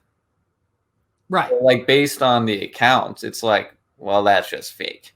Mothman, not a lot of evidence. Very hard to believe. But based on the accounts of it, it's like, huh. And it's very really weird how it's very time specific, whereas like Bigfoot, it's like people are out there looking for him. I don't really think people are out there looking for Mothman. I think we've kind of accepted like that he's not just out there all the time. It's like in this moment he was there. Mm-hmm. And what was it? Was it an alien? Might be. I don't know if it's, a big bug guy. Could have been. Could have been a big bug guy. Could have been an alien. Could have been something from a different dimension. Whatever it was, it would be something that defies explanation. And if it's not a big flying humanoid, there's some sort of fascinating shared hysteria happening in Point Pleasant in 1966 to 1967 that I think is almost just as fascinating as a giant bug man. And if you're watching this or listening to it, and you want to, maybe we plan a trip to Mount Pleasant. So let me say, so Point Pleasant. Sorry, Point Pleasant. Yeah, Point Pleasant has obviously they fully embraced the Mothman thing. They have a statue there, right? I'm glad you brought it up. Yes, they do. They have a Mothman statue. They have a Mothman festival. Oh yeah. Every single year, I believe in September, they have a Mothman festival dating back to like 2002. I love that. So right before the movie came out. Yeah, I guess so. The movie was 2003. Yeah, so they kind of found a way. I watched last night. How let me as I don't throw up. How do you feel about the movie? Here's my thing. I want them to make a better movie. Such an interesting topic. I'm surprised they haven't. Very character, like it's not a Mothman movie. It's based on this couple. It's based on this guy going through this horrible tragedy with his wife. Yeah. And throughout the movie, I find myself zoning out. I'm like, get to the Mothman stuff. And I get the Mothman stuff, and I'm like, okay. Well, more. And it's like, it's an underwhelming movie. Just make a better movie. I haven't watched it. No one's made a better movie about Mothman.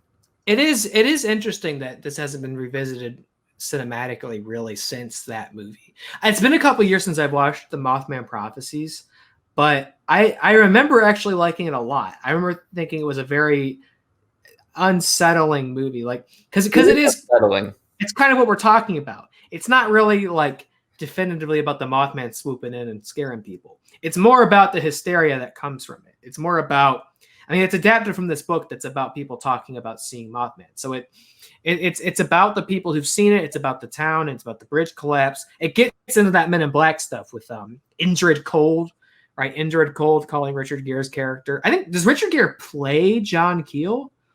I don't remember if he does. Okay.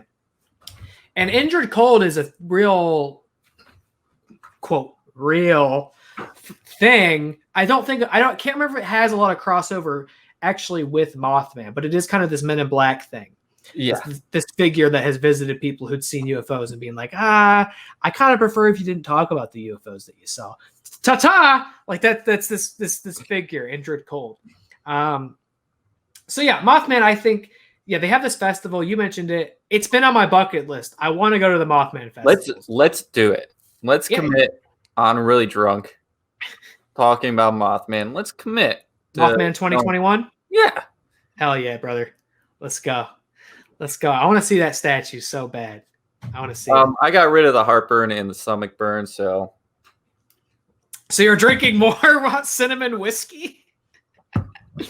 Attaboy. I never stop, so I'm right there with you. Yeah. Now I said there haven't, Mothman's not a thing people are looking for, but it's worth saying there have been sightings of Mothman. Kind of a lot, actually, in the last 4 years. There's one that I mentioned to you prior to this in 2016 in West Virginia of a guy driving on the street and seeing, I'm going to pull it up. He saw this. Oh! He took a picture of it. That's the thing. And people, and like, so again, the experts, the fucking stick in the mud experts, they're just the worst people in the world, right? They're like, it's an owl, it's a crane that's got like a snake or something. Like, that thing is definitely 6 foot tall. I don't know, an owl or a crane. Except this one time I was driving back. I was in Copley. I was staying at, my it was before we were engaged. I was staying at, she was living with her mother. I stayed the night over, and I was going to work in Canton.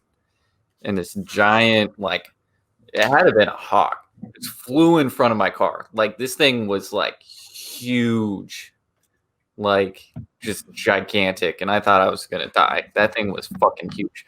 That thing's bigger.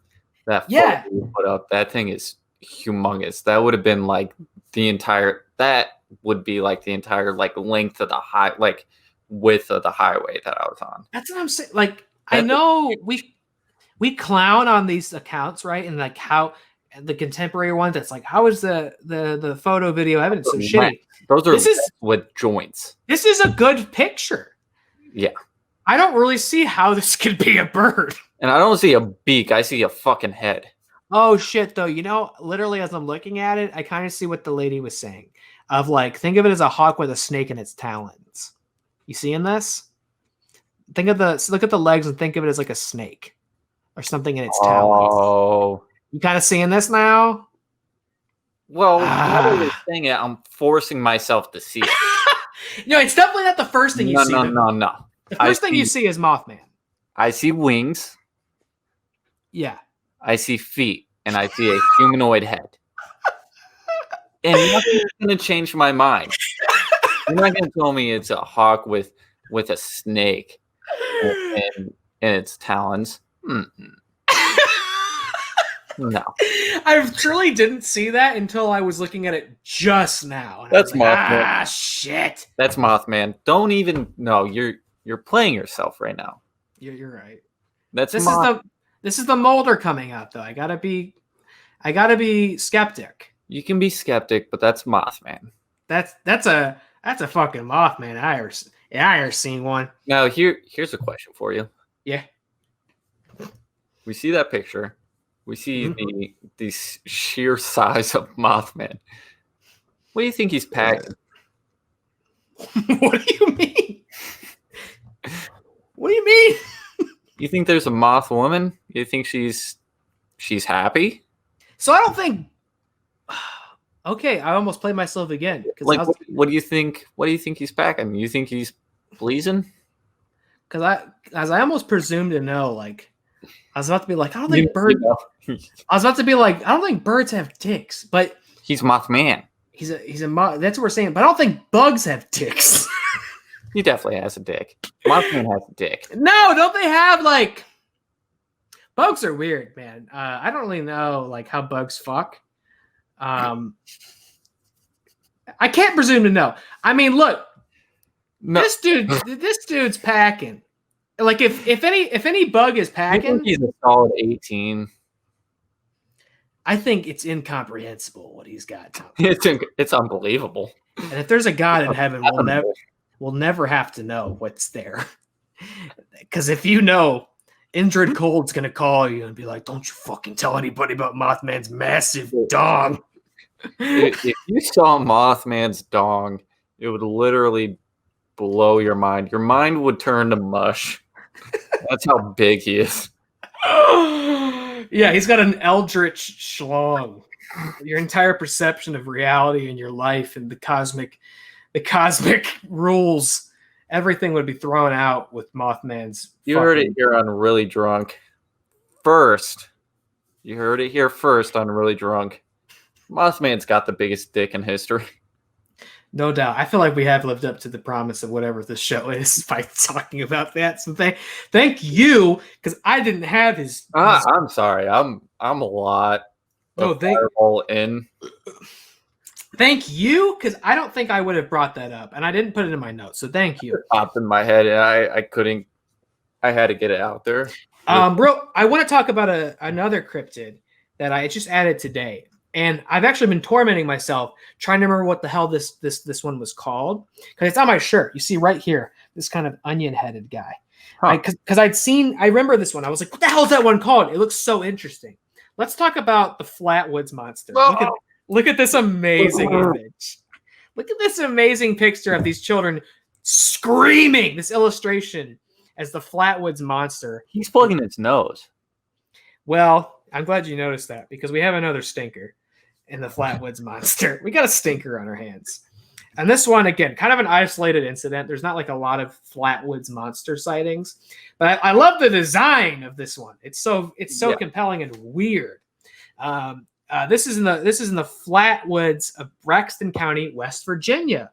Again, some weird stuff happening over there in West Virginia. Now, I'm not discrediting anything. I already know where this is going. We know the backstory of West Virginia, and we know the rumors about West Virginia. West Virginia, Mountain Mama, take me home. That right? A little bit of that. There's a lot of rumors about West Virginia and their kinfolk. Oh, I wasn't gonna go. I wasn't gonna go there. You think this is a delusion of certain life choices? See, I thought you were going more of like they're drinking shine and cooking meth up in the hills. Well, that plays a part in it. Do you think this is just I think it's a combination of a lower established. I think it's a crackhead who got hold of the wrong stuff. You know what I'm talking about? You know what I'm referencing with that? No, what are you referencing? The leprechaun video, or like the news report of the people who saw a leprechaun. Oh, yeah. And they're like, the drawing of it? I think it's a crackhead. Got a hold of the wrong stuff. And it cuts that one guy who's like, this is an ancient leprechaun flute that my uncle built 200 years ago, and I play it, and the leprechaun is... Anyway, I feel like a leprechaun could be a cryptid. I don't know. That could have been a Loveland frog they saw up in the tree. Or maybe it's a crackhead who got a hold of the wrong stuff. Maybe the Flatwoods Monster is a crackhead who got a hold of the wrong stuff. This is in 1952. People saw this crazy son of a bitch. 1952, people in Flatwoods of Braxton County see this bright object dart across the sky. Bright light traveling across the sky. You were mocking them, but you yourself, I know, are very, very fascinated with lights in the sky, as you said. I am extremely fascinated with the lights in the sky. Yeah, light travels across the sky. They're all watching it. They're mesmerized by it. And we have this group of boys. They're in this illustration. Look at these two kids. We kind of got this like Stranger Things kind of beat, where these group of young boys see this light. And they see this thing immediately afterwards. They see this thing in front of them.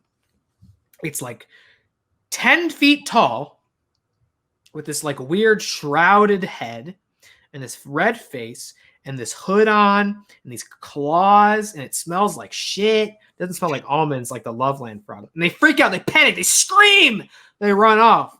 And they end up getting this dude, Eugene Lemon, who's actually a National Guardsman.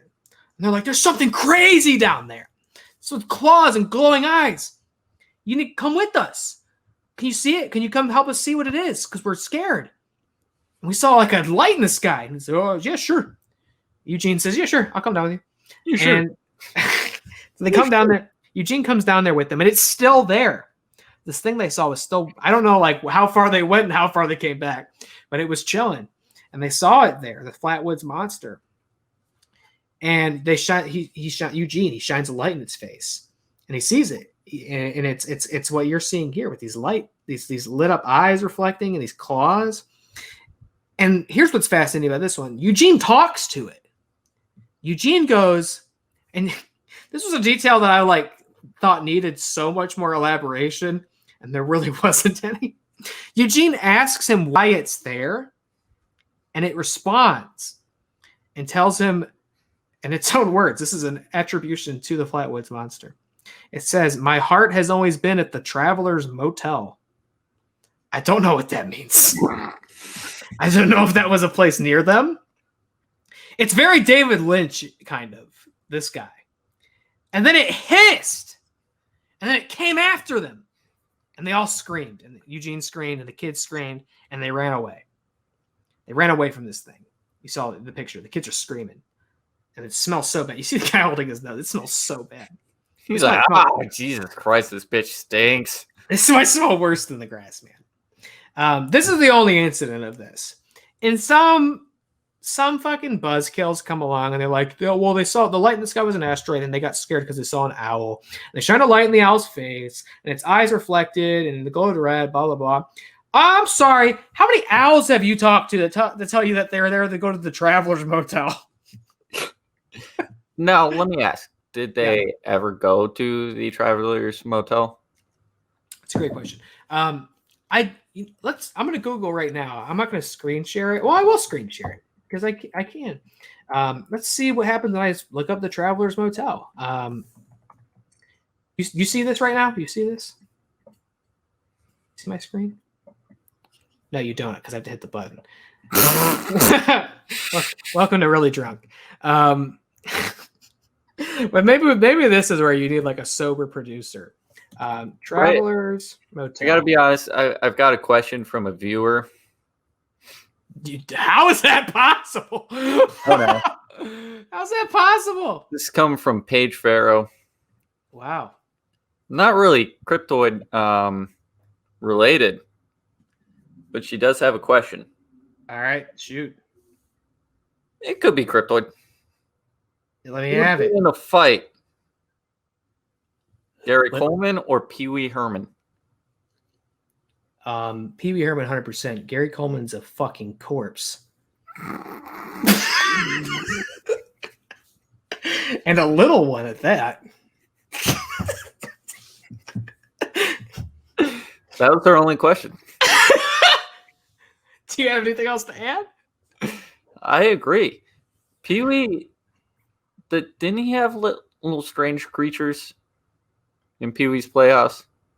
For sure, he had like cryptid furniture. Yeah, definitely Pee-wee. Pee-wee doesn't like Pee-wee's weird, man. He'll fuck around. Yeah, fuck around and find out. Playhouse. That's it. Fuck around and find out. Playhouse. Aren't the Safdie brothers making a Pee-wee movie? Are they? That's what I heard.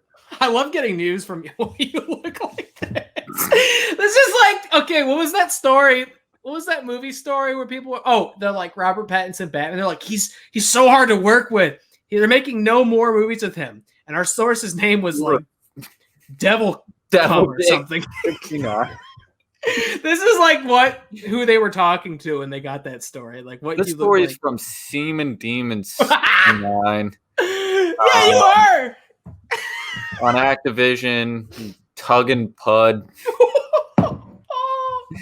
Oh shit! He has groundbreaking news. The Safdie brothers of Uncut Gems fame are making a Pee-wee Herman movie. That's a fuego scoop. That's a hot scoop, and I know what a fuego scoop feels like because I'm about to burp one up on stream. Oh, we have a second question. Wow, we're getting more questions on this pre-recorded show than we do when we stream live. What else you got? So obviously the winner was Pee-wee Herman. This is round 2. Pee-wee Herman or Jamie Lee Curtis? Jamie Lee. I would go with Jamie Lee too. You know, she proved her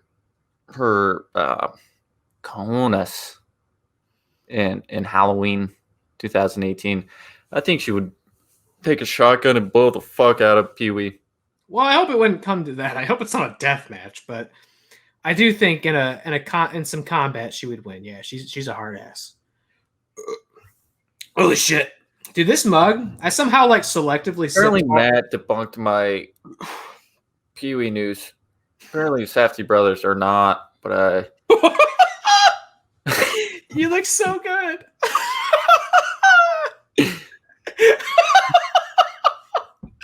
You look like a villain, dude. I don't know how to explain how I'm perceiving you, but you look so villainous right now. It's something about the way the mustache is coming to life right now. It looks very much like you're going to tie a damsel to some train tracks. But also, you have these like stunner shades on, so I can't really explain how I'm seeing you. But you look very, very sinister right now. I don't like it. I don't like it. Next up, we're talking about El Chupacabra. Now, this one I've been very fascinated with. This goes all the way back to when I was obsessed with Workaholics. There was an episode where they found the El Chupacabra. Really? And they had a whole episode on the El Chupacabra. And that's when I really got into it. Yeah. I was like, what the fuck is El Chupacabra / El Chupacabra? So El Chupacabra quite literally translates to goat sucker. And this one exists. I know a couple goat suckers. Hey, now. Hey. South of the border, this one originates from Puerto Rico, El Chupacabra. It translates to goat sucker. And this one's kind of the ones we're talking about. This is one of the younger cryptids because this one's coming from 1995. So actually, I'm a little bit older than Chupacabra by a couple years, which is unique. Yeah, it's not every day you find yourself being older than an actual cryptoid. No. Back in 1995, a farmer discovers that 8 of their sheep, they wake up in the morning, 8 of their sheep have been killed. But not in the way that like, a coyote or something snuck in and killed my sheep. 8 of them are dead, and they're all killed from puncture wounds to the chest. It's not like something ate them, like ripped their throat out, like puncture wounds to the chest, and they've been completely drained of blood. All of it's gone, but it's not like blood's on the ground. It's not like blood's all over the place. They are absent of blood through 2 puncture wounds to their chests. 8 sheep. And this is really where the legend begins of the El Chupacabra, the goat sucker. This thing that creeps into your farm at night, attacks your livestock, and drains them of blood. There's kind of a discrepancy on what Chupacabra supposedly looks like. The image I pulled up, there's this guy. There's this guy, which kind of has more of a more supernatural feel to it, right? He looks more like a monster. He's more kind of alienish. He's got this green skin and these. Most people say he looks kind of like a coyote or a dog, right? So that's the thing. That's the discrepancy. Is any supposed, and I didn't even bother bringing up an image of it because when you see him, it's so clear that it's not a chupacabra. I don't know what a chupacabra looks like, but it's clear what these people are. It's always ends up being some wild dog or coyote with mange, and they kind of take. I was gonna bring an image in, but they're all just like gross or sad. They're just like a bunch of dead hairless dogs that people find. And so I was like, I don't want to look at that dog. I want to look at this fucking guy, this green scaly freak monster with these spines and these kind of bulbous eyes, and he's just draining this goat. Anytime people have found a chupacabra, it's some sort of sickly dog or like coyote, some sort of wild dog with a disease that's making all its hair fall out. It's making it mutate. It's kind of disformed. But at the end of the day, it's just a dog trying to eat some like chickens or something. So there's never been really any account of anybody who looks like that. So I don't have a lot on Chupacabra because it is a younger one. I think it's fascinating. I love its name. I love it. California, right? So this is mostly south of the border. So this is mostly originates in Puerto Rico. I think there's been cases up and down Mexico, and I think there's even been some strangely in Russia. So it's kind of a Pangea ones.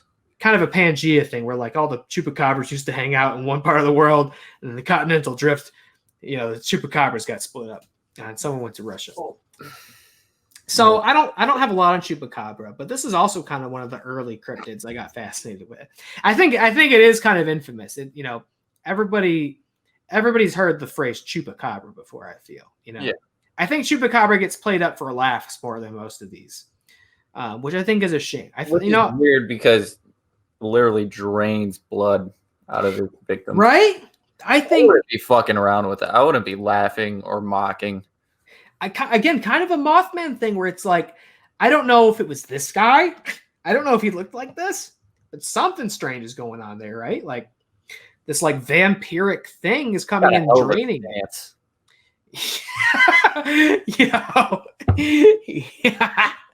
He's fucking squatting. He's got a real power stand. Yeah, like a real like crab core thing going on there. Look at you. Keep that pose. Keep that pose. Keep it up.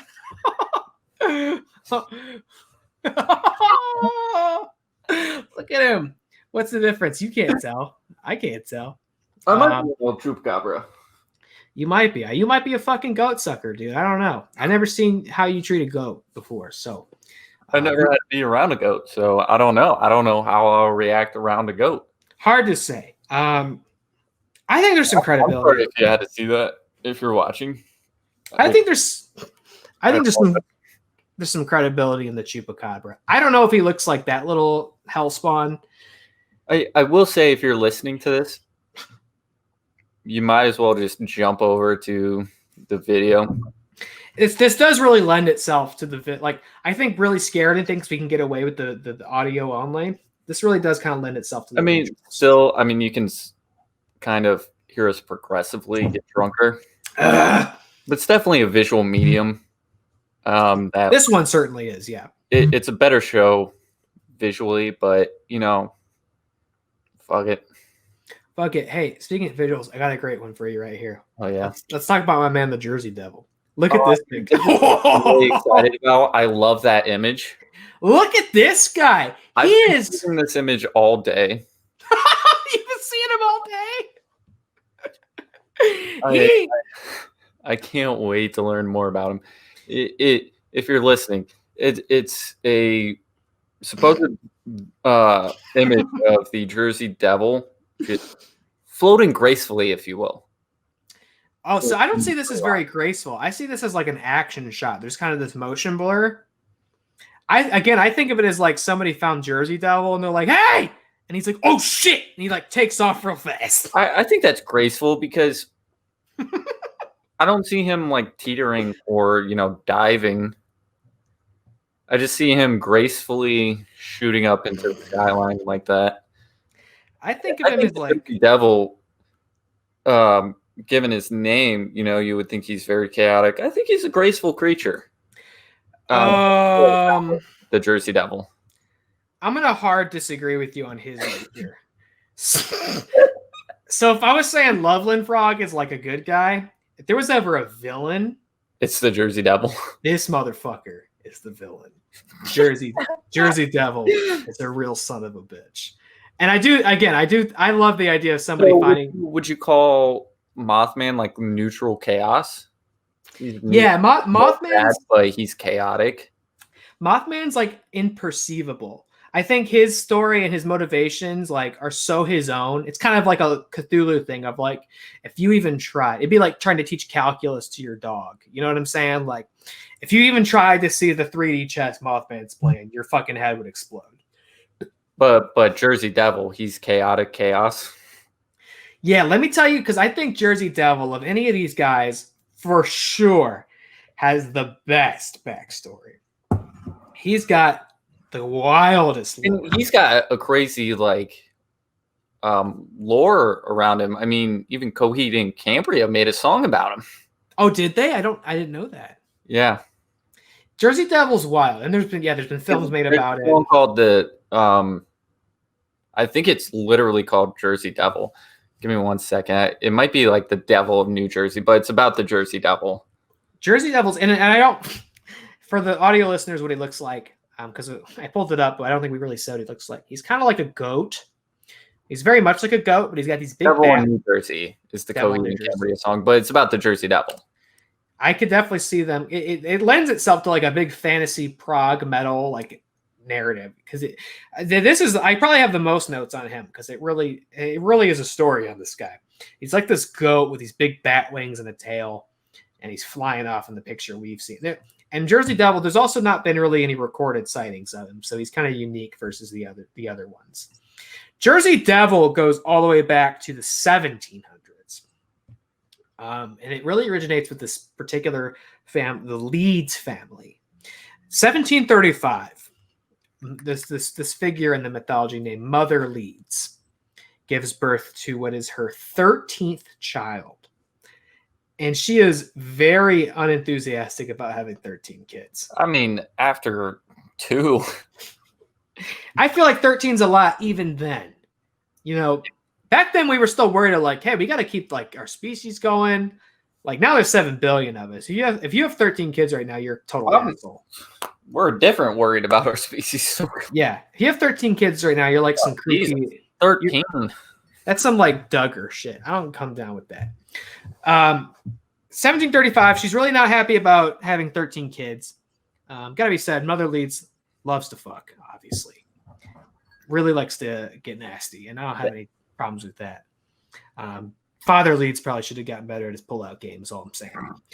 Mother Leeds has a 13 kid. She's not happy about it. She curses the kid. She curses the kid she's about to have, which poor you son of a bitch. Yeah, she's so mad at this kid, and it's like, it ain't the kid's fault, Like, you're the one fucking. He wasn't there until you fucked. So, like, curse yourself, Mother Leeds. Anyway, she has a 13th kid. She gives birth. She goes into labor. Has the kid. He looks like a pretty regular kid for what sounds like about approximately 30 seconds. But this is a cursed kid. He starts morphing. And he turns into... He grows hooves. And he grows horns. He sprouts wings. He grows a tail. He's got a tail. He grows a tail. He's got a tail. This forked tail. And he screams at them. Ah! And he beats everybody with his tail. He's whacking them with it. Whacking them with the tail. He's like, you fucking cursed me. He hits them with their tail. And then he flies up the chimney and out into the world.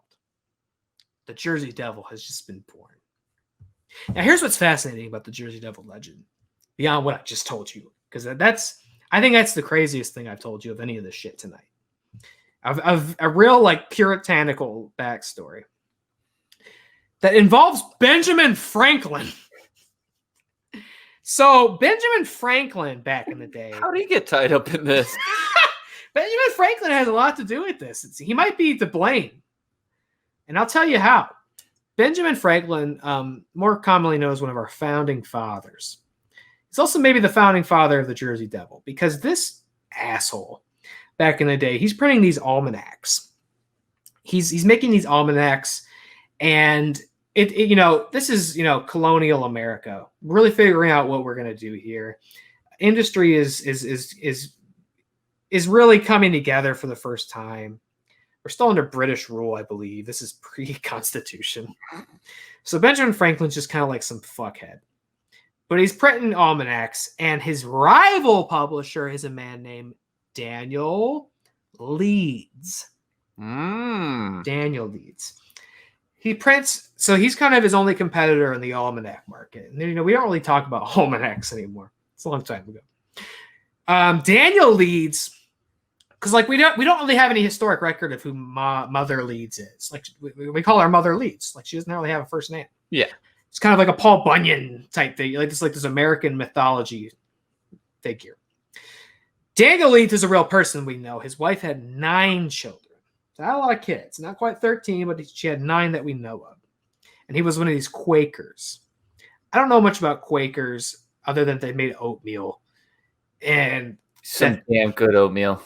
And that they were just like fucking morally grandstanding shitheads. They're like really in their beliefs, like very, puritanical Christian types. Like worse than the evangelicals. Yeah, I would say worse than this is pre-evangelicals. This is really like real Old Testament type Christians. I believe from my very limited understanding and insight of Quakers. He was ostracized from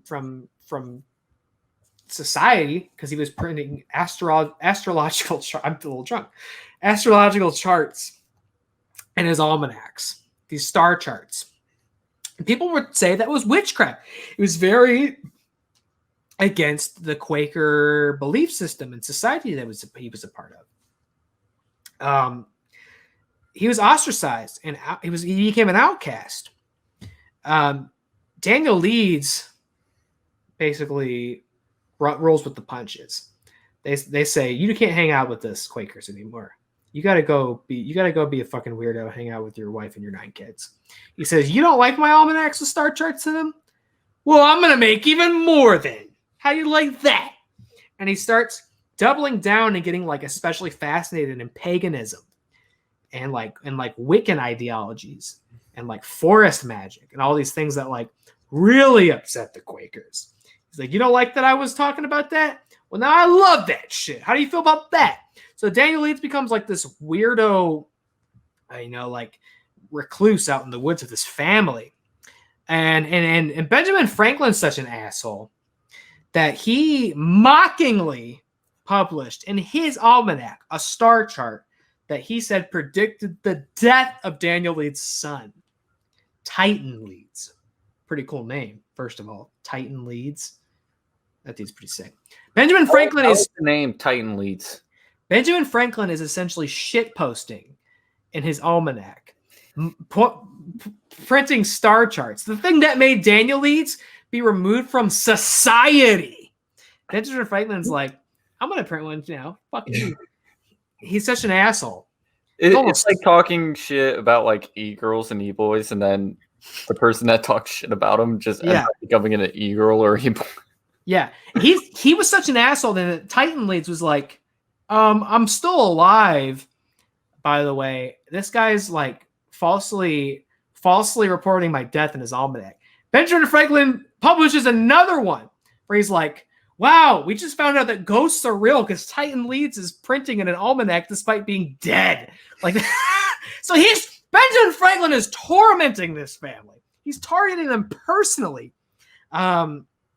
And in addition to this, the Leech family crest is one of a wyvern or a wyvern. I don't know how you say it, which is kind of this dragon thing that looks very much like the Jersey Devil. So anyway, the point I'm kind of getting to is this might all be this like hysterical hoax perpetuated by Benjamin Franklin, or he drove this family insane by bullying them via almanacs. That he drove them insane, turned them into a pack of recluses who live in the woods, and ended up giving birth to a fucking devil.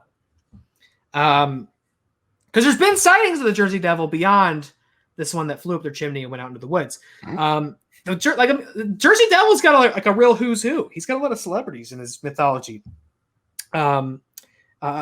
Joseph Bonaparte, who's of course the brother of Napoleon Bonaparte. In 1820, in the Pine Barrens of New Jersey, claimed to have seen the Jersey Devil. People who claimed to have shot at it, fired on it with cannonballs, and it was unscathed, flew away, was not disturbed by what they had done. And the Pine Barrens, this is where it lives, the Pine Barrens of New Jersey. It's like this wooded area. It's considered an especially dangerous place in its time, subject to like roaming gangs of bandits. And really, it's a place like reserved for the dregs of society. So like Benjamin Franklin like bullies this man into becoming this like hermit. His family becomes these like paranoid recluses.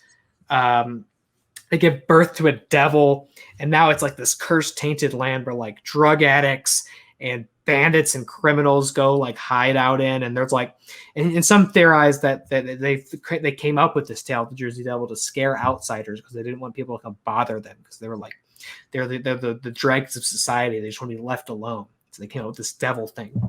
But it's said to be invincible. It's been blamed for a lot of livestock killings. 1909. Let me pull up this famous sketch of the Jersey Devil. This is what he looks like right here. He's kind of a lean guy, kind of skinny, a little more camel looking than goat to me. Yeah. But he's very lean. He's got kind of a doofy head. Like his proportions of his body to head are very silly. His neck and head are just as long as his body, which if you can imagine if that were true for you, you would look very silly if your neck and head were as long as the rest of your body. But he's got these hooves and he's got these very bat wings. And he's got this kind of tail that's not, you can't see it in the illustration, it cuts off a little bit. He's got this forked tail that's very like devil tail. Yeah, you can definitely see it in... I love that photo, dude. I really interpreted it as him just like hauling ass out of there. Like I tried to figure out what the root of that photo was. Like who took it? What were they doing? What's their story? I couldn't figure it out. It does look like when I startle my cat. Yeah. I think of it like it's the Jersey Devil was like chilling, right? He was like reading his book or something, and somebody was like, "Jersey Devil?" He goes, "Oh shit!" Like he just took off and like, boom. Because he's like, man, nobody took a photo of me in like 100. Like photography hadn't even existed last time I was hanging out. So he took off. He got out of there. Let me tell you about this time in 1909. Now, this is a long time since Benjamin Franklin shit posted this demon into existence. 1909. There's the spike in Jersey Devil sightings. Not even relative to New Jersey, but all up and down, like going as far as Delaware. There's such a spike in Jersey Devil sightings and hysteria that schools close.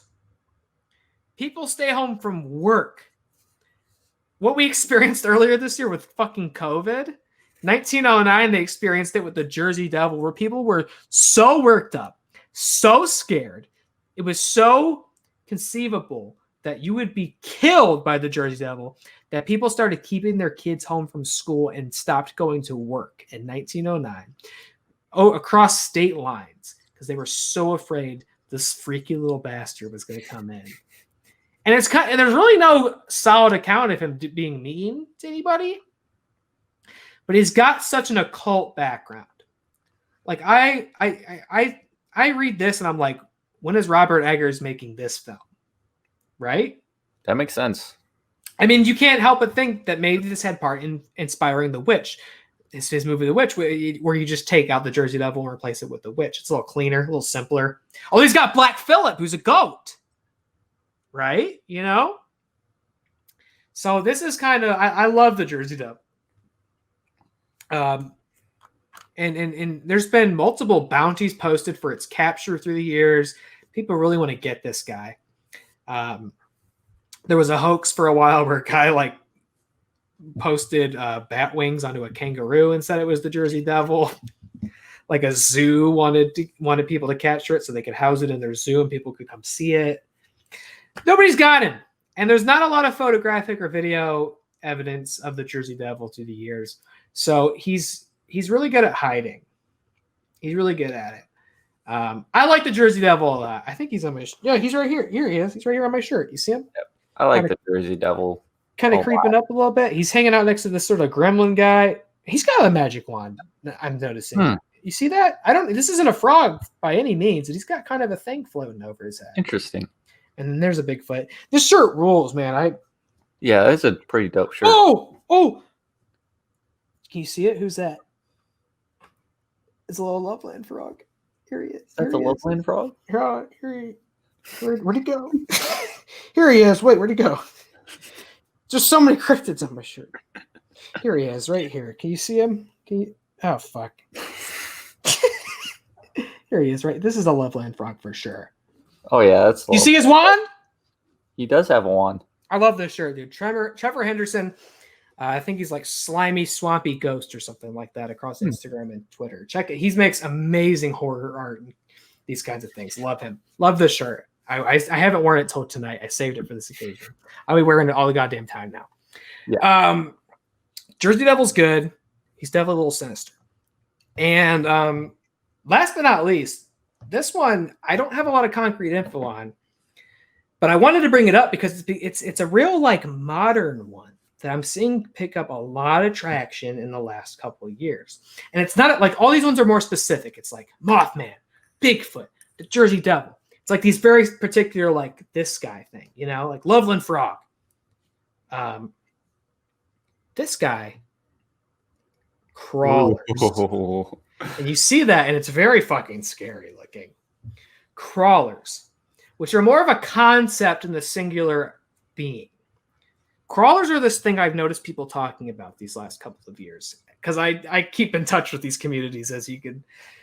I not so much that I participate in them, but I observe them. There's this crawler thing that I'm noticing through these last couple of years, which is, as you've seen, and let me be clear, this is definitely not real. This image, it looks very low res and close up, but when you see it, it's clearly an illustration over a photo. I'm not saying that's a real image, but the concept is something I'm seeing people really participating in, which are these gaunt, pale, like really thin, emaciated humanoids that people are. You pointed at yourself. You could be a crawler, Connor the crawler.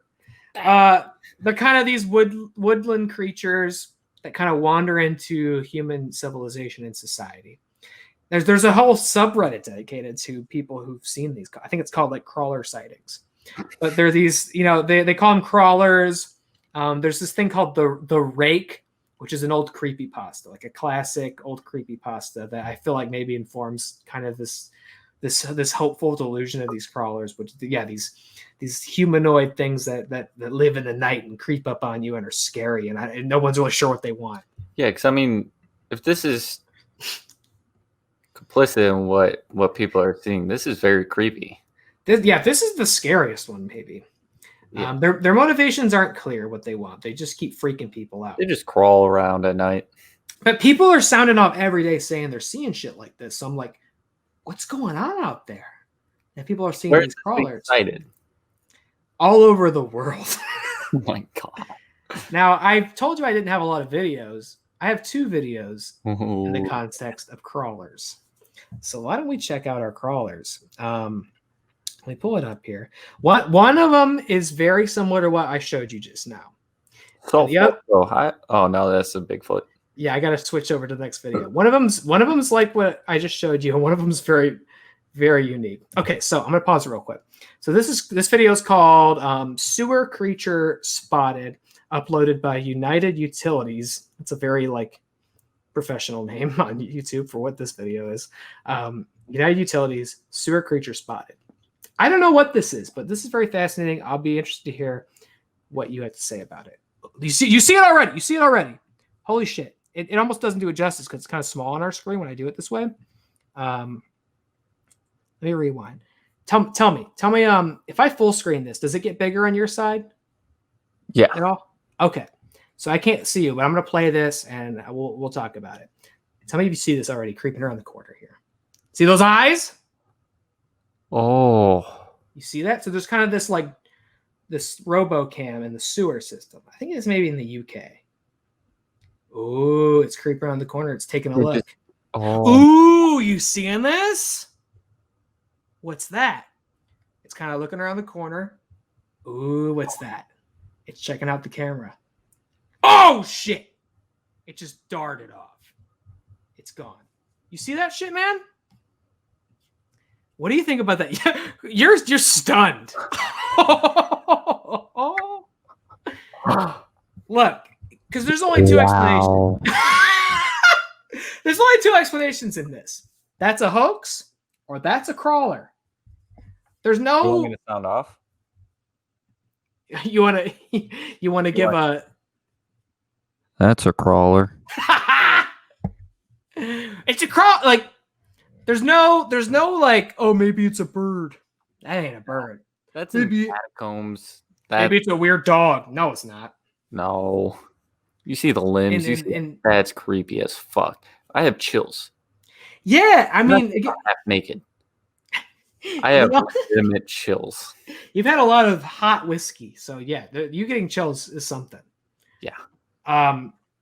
That's creepy. It's creepy, man. And that, again, the only other explanation for that not being something bizarre is like that it's a hoax. And maybe it is, but like maybe it's special effects but it's never been debunked officially. No one's ever come out and be like, I made this. My thing with that is, how do you make the special effects the same shitty resolution as like RoboCam? Do you want to watch it again? I do. Let me go back because we got a little. I don't want you to see this video yet. I'm going to narrate this video. No, not this video. Hold on. It's getting ahead of itself. Sewer creature spotted. Okay, here we go again. All right, it's creeping around. All right, this is the same video we've been talking about, but I'm going to narrate it. Yeah. In ASMR. What do you see? All right, I don't see the video. Oh, that's why. That's why you're not narrating. I didn't hit share yet. All right, so we're in a sort of tunnel type structure. Oh, you do see it? Oh, that's weird. Okay. We're in a tunnel. Okay. Could be catacombs of some sort. All right, it's blank. And we see something peek around the corner, about I would say about 50 feet. Mm-hmm. It peeks around, it peeks back out, kind of hides, it's hiding. Oh, it's peeking out a little bit more. You see an arm and some glowing eyes. It's staring at us. It peeks out a little bit more. He says, what's that? Oh God. Realizes it's camera and it fucking darts off into the abyss. That's it's the title of the video is Sewer Creature Spotted. Sewer Creature Spotted. And you'll know it when you look for it on YouTube. The thumbnail is going to be of a blank tunnel. Like a brick tunnel. You're gonna want to watch it. And you're gonna want to sound off in the comments. It's really good. I got one more video to show you in reference. I can't wait to see this one. Now this one's a little different. So like that guy looked pretty similar to the crawler I showed you earlier. A pretty traditional crawler if there ever were one, right? Yeah. I'm going to show you somebody else. This guy's name is the Fresno Nightcrawler. This guy's really good. I'm so sorry. Yeah, it was hard for me to find just an isolated upload of this footage. I think this one has like some weird music edit put over it that we're not going to hear, but it is just the raw footage. So in this iteration, it's doing it. I'll narrate it after the initial viewing. No, I want you to narrate what you're seeing right now because I would love to just see how you interpret what I'm about to show you. Do I sound like I'm on NPR right now? A little bit. You sound really good. Awesome. Oh, that's it. So the person who made this put Tiny Tim music over it, which is appropriate. Even creepy. We're not going to hear it, but this video is called Fresno Nightcrawlers. It's uploaded by Hog and Dice if you want to find the footage. Here we go. You can see it. Can you see it, Connor? I see black. Okay, but you see it. Okay, I'm screenshotting. Yeah. Okay, here it comes. It's really taking its time. Yeah. Where is it? Okay, here it comes. All right. The fuck is that? You see a creature just what do you see? Along. Two creatures just creeping along. What do they look like? We switched to another footage. Yeah. Oh my god. 2 cameras. What do you see? The fuck is that? What did you see there? It's a long white figure, like stark white. Kind of looks like a sentient pair of pants, right? Yeah. Looks like someone wearing like a pair of sweatpants all the way up to their neck, just strolling along. There's 2 of them right there. Yeah, and we get a different angle. Yeah, and you see even more. Oh my god. So these are the Fresno Nightcrawlers. These were seen. No explanation for that, because there's even another one behind that one. These were seen in 2007, captured by surveillance cameras. So this wasn't some guy out in the sticks who was like looking for this. This is a guy's surveillance footage for his home.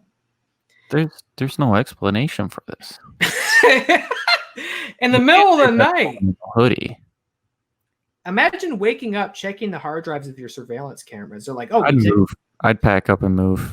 Well, it's interesting that you say that, because he became so frightened by this event that he refused to leave his house after this. Yeah, I'd be the same way, because that's terrifying right there. He's also now dead, so we can't talk to him about this ever again.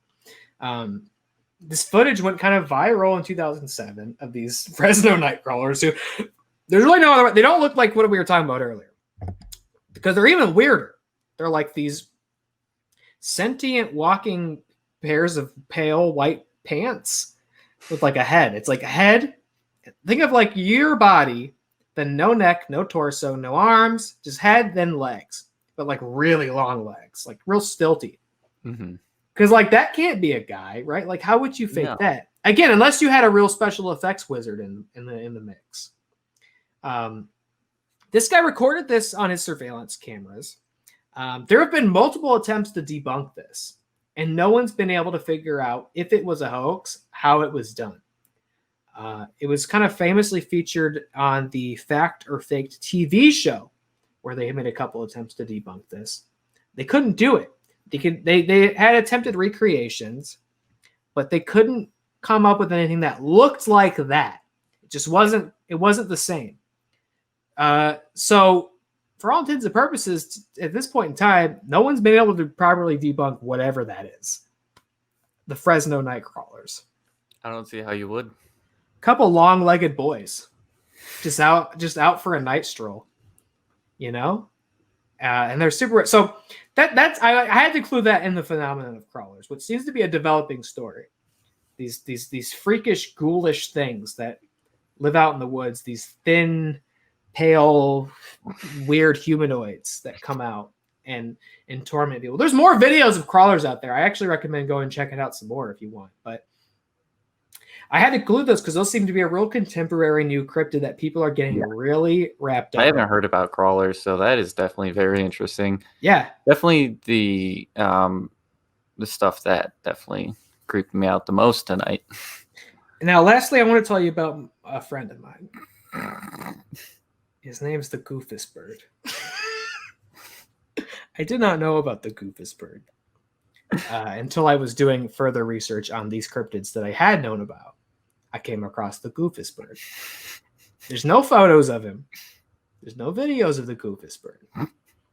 There's not a lot of backstory on the Goofus Bird. He doesn't have any association with famous historical figures. But he does have a story. I want to tell it to you right now. I'm going to get an ASMR too. He comes from a lumberjack folklore. The Goofus Bird. The Goofus Bird. How's this sound? Yeah. The Goofus Bird. He flies backwards as it does not care where it's going, only where it's been. That's the Goofus bird in a nutshell. And I think he is amazing. Yeah, it is a very heartwarming backstory. He doesn't care where he's going, only where he's been. And if that's not a teachable lesson for all of mankind, I don't know what is. That's all I have to tell you tonight. I'm really drunk. That's it. I'm also very really drunk. Do you have any closing thoughts on this show? I mean, like, do you feel that you've learned anything? Do you feel as if your mind's been changed about anything? Let me tell you this. I've definitely learned quite a bit tonight. And I do want to thank you for coming on and being my very first guest on this show.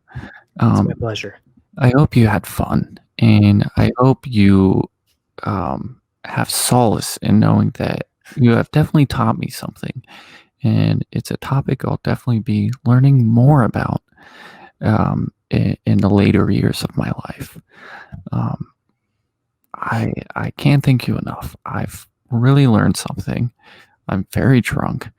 And for the listeners and viewers, tune in next week with a special guest.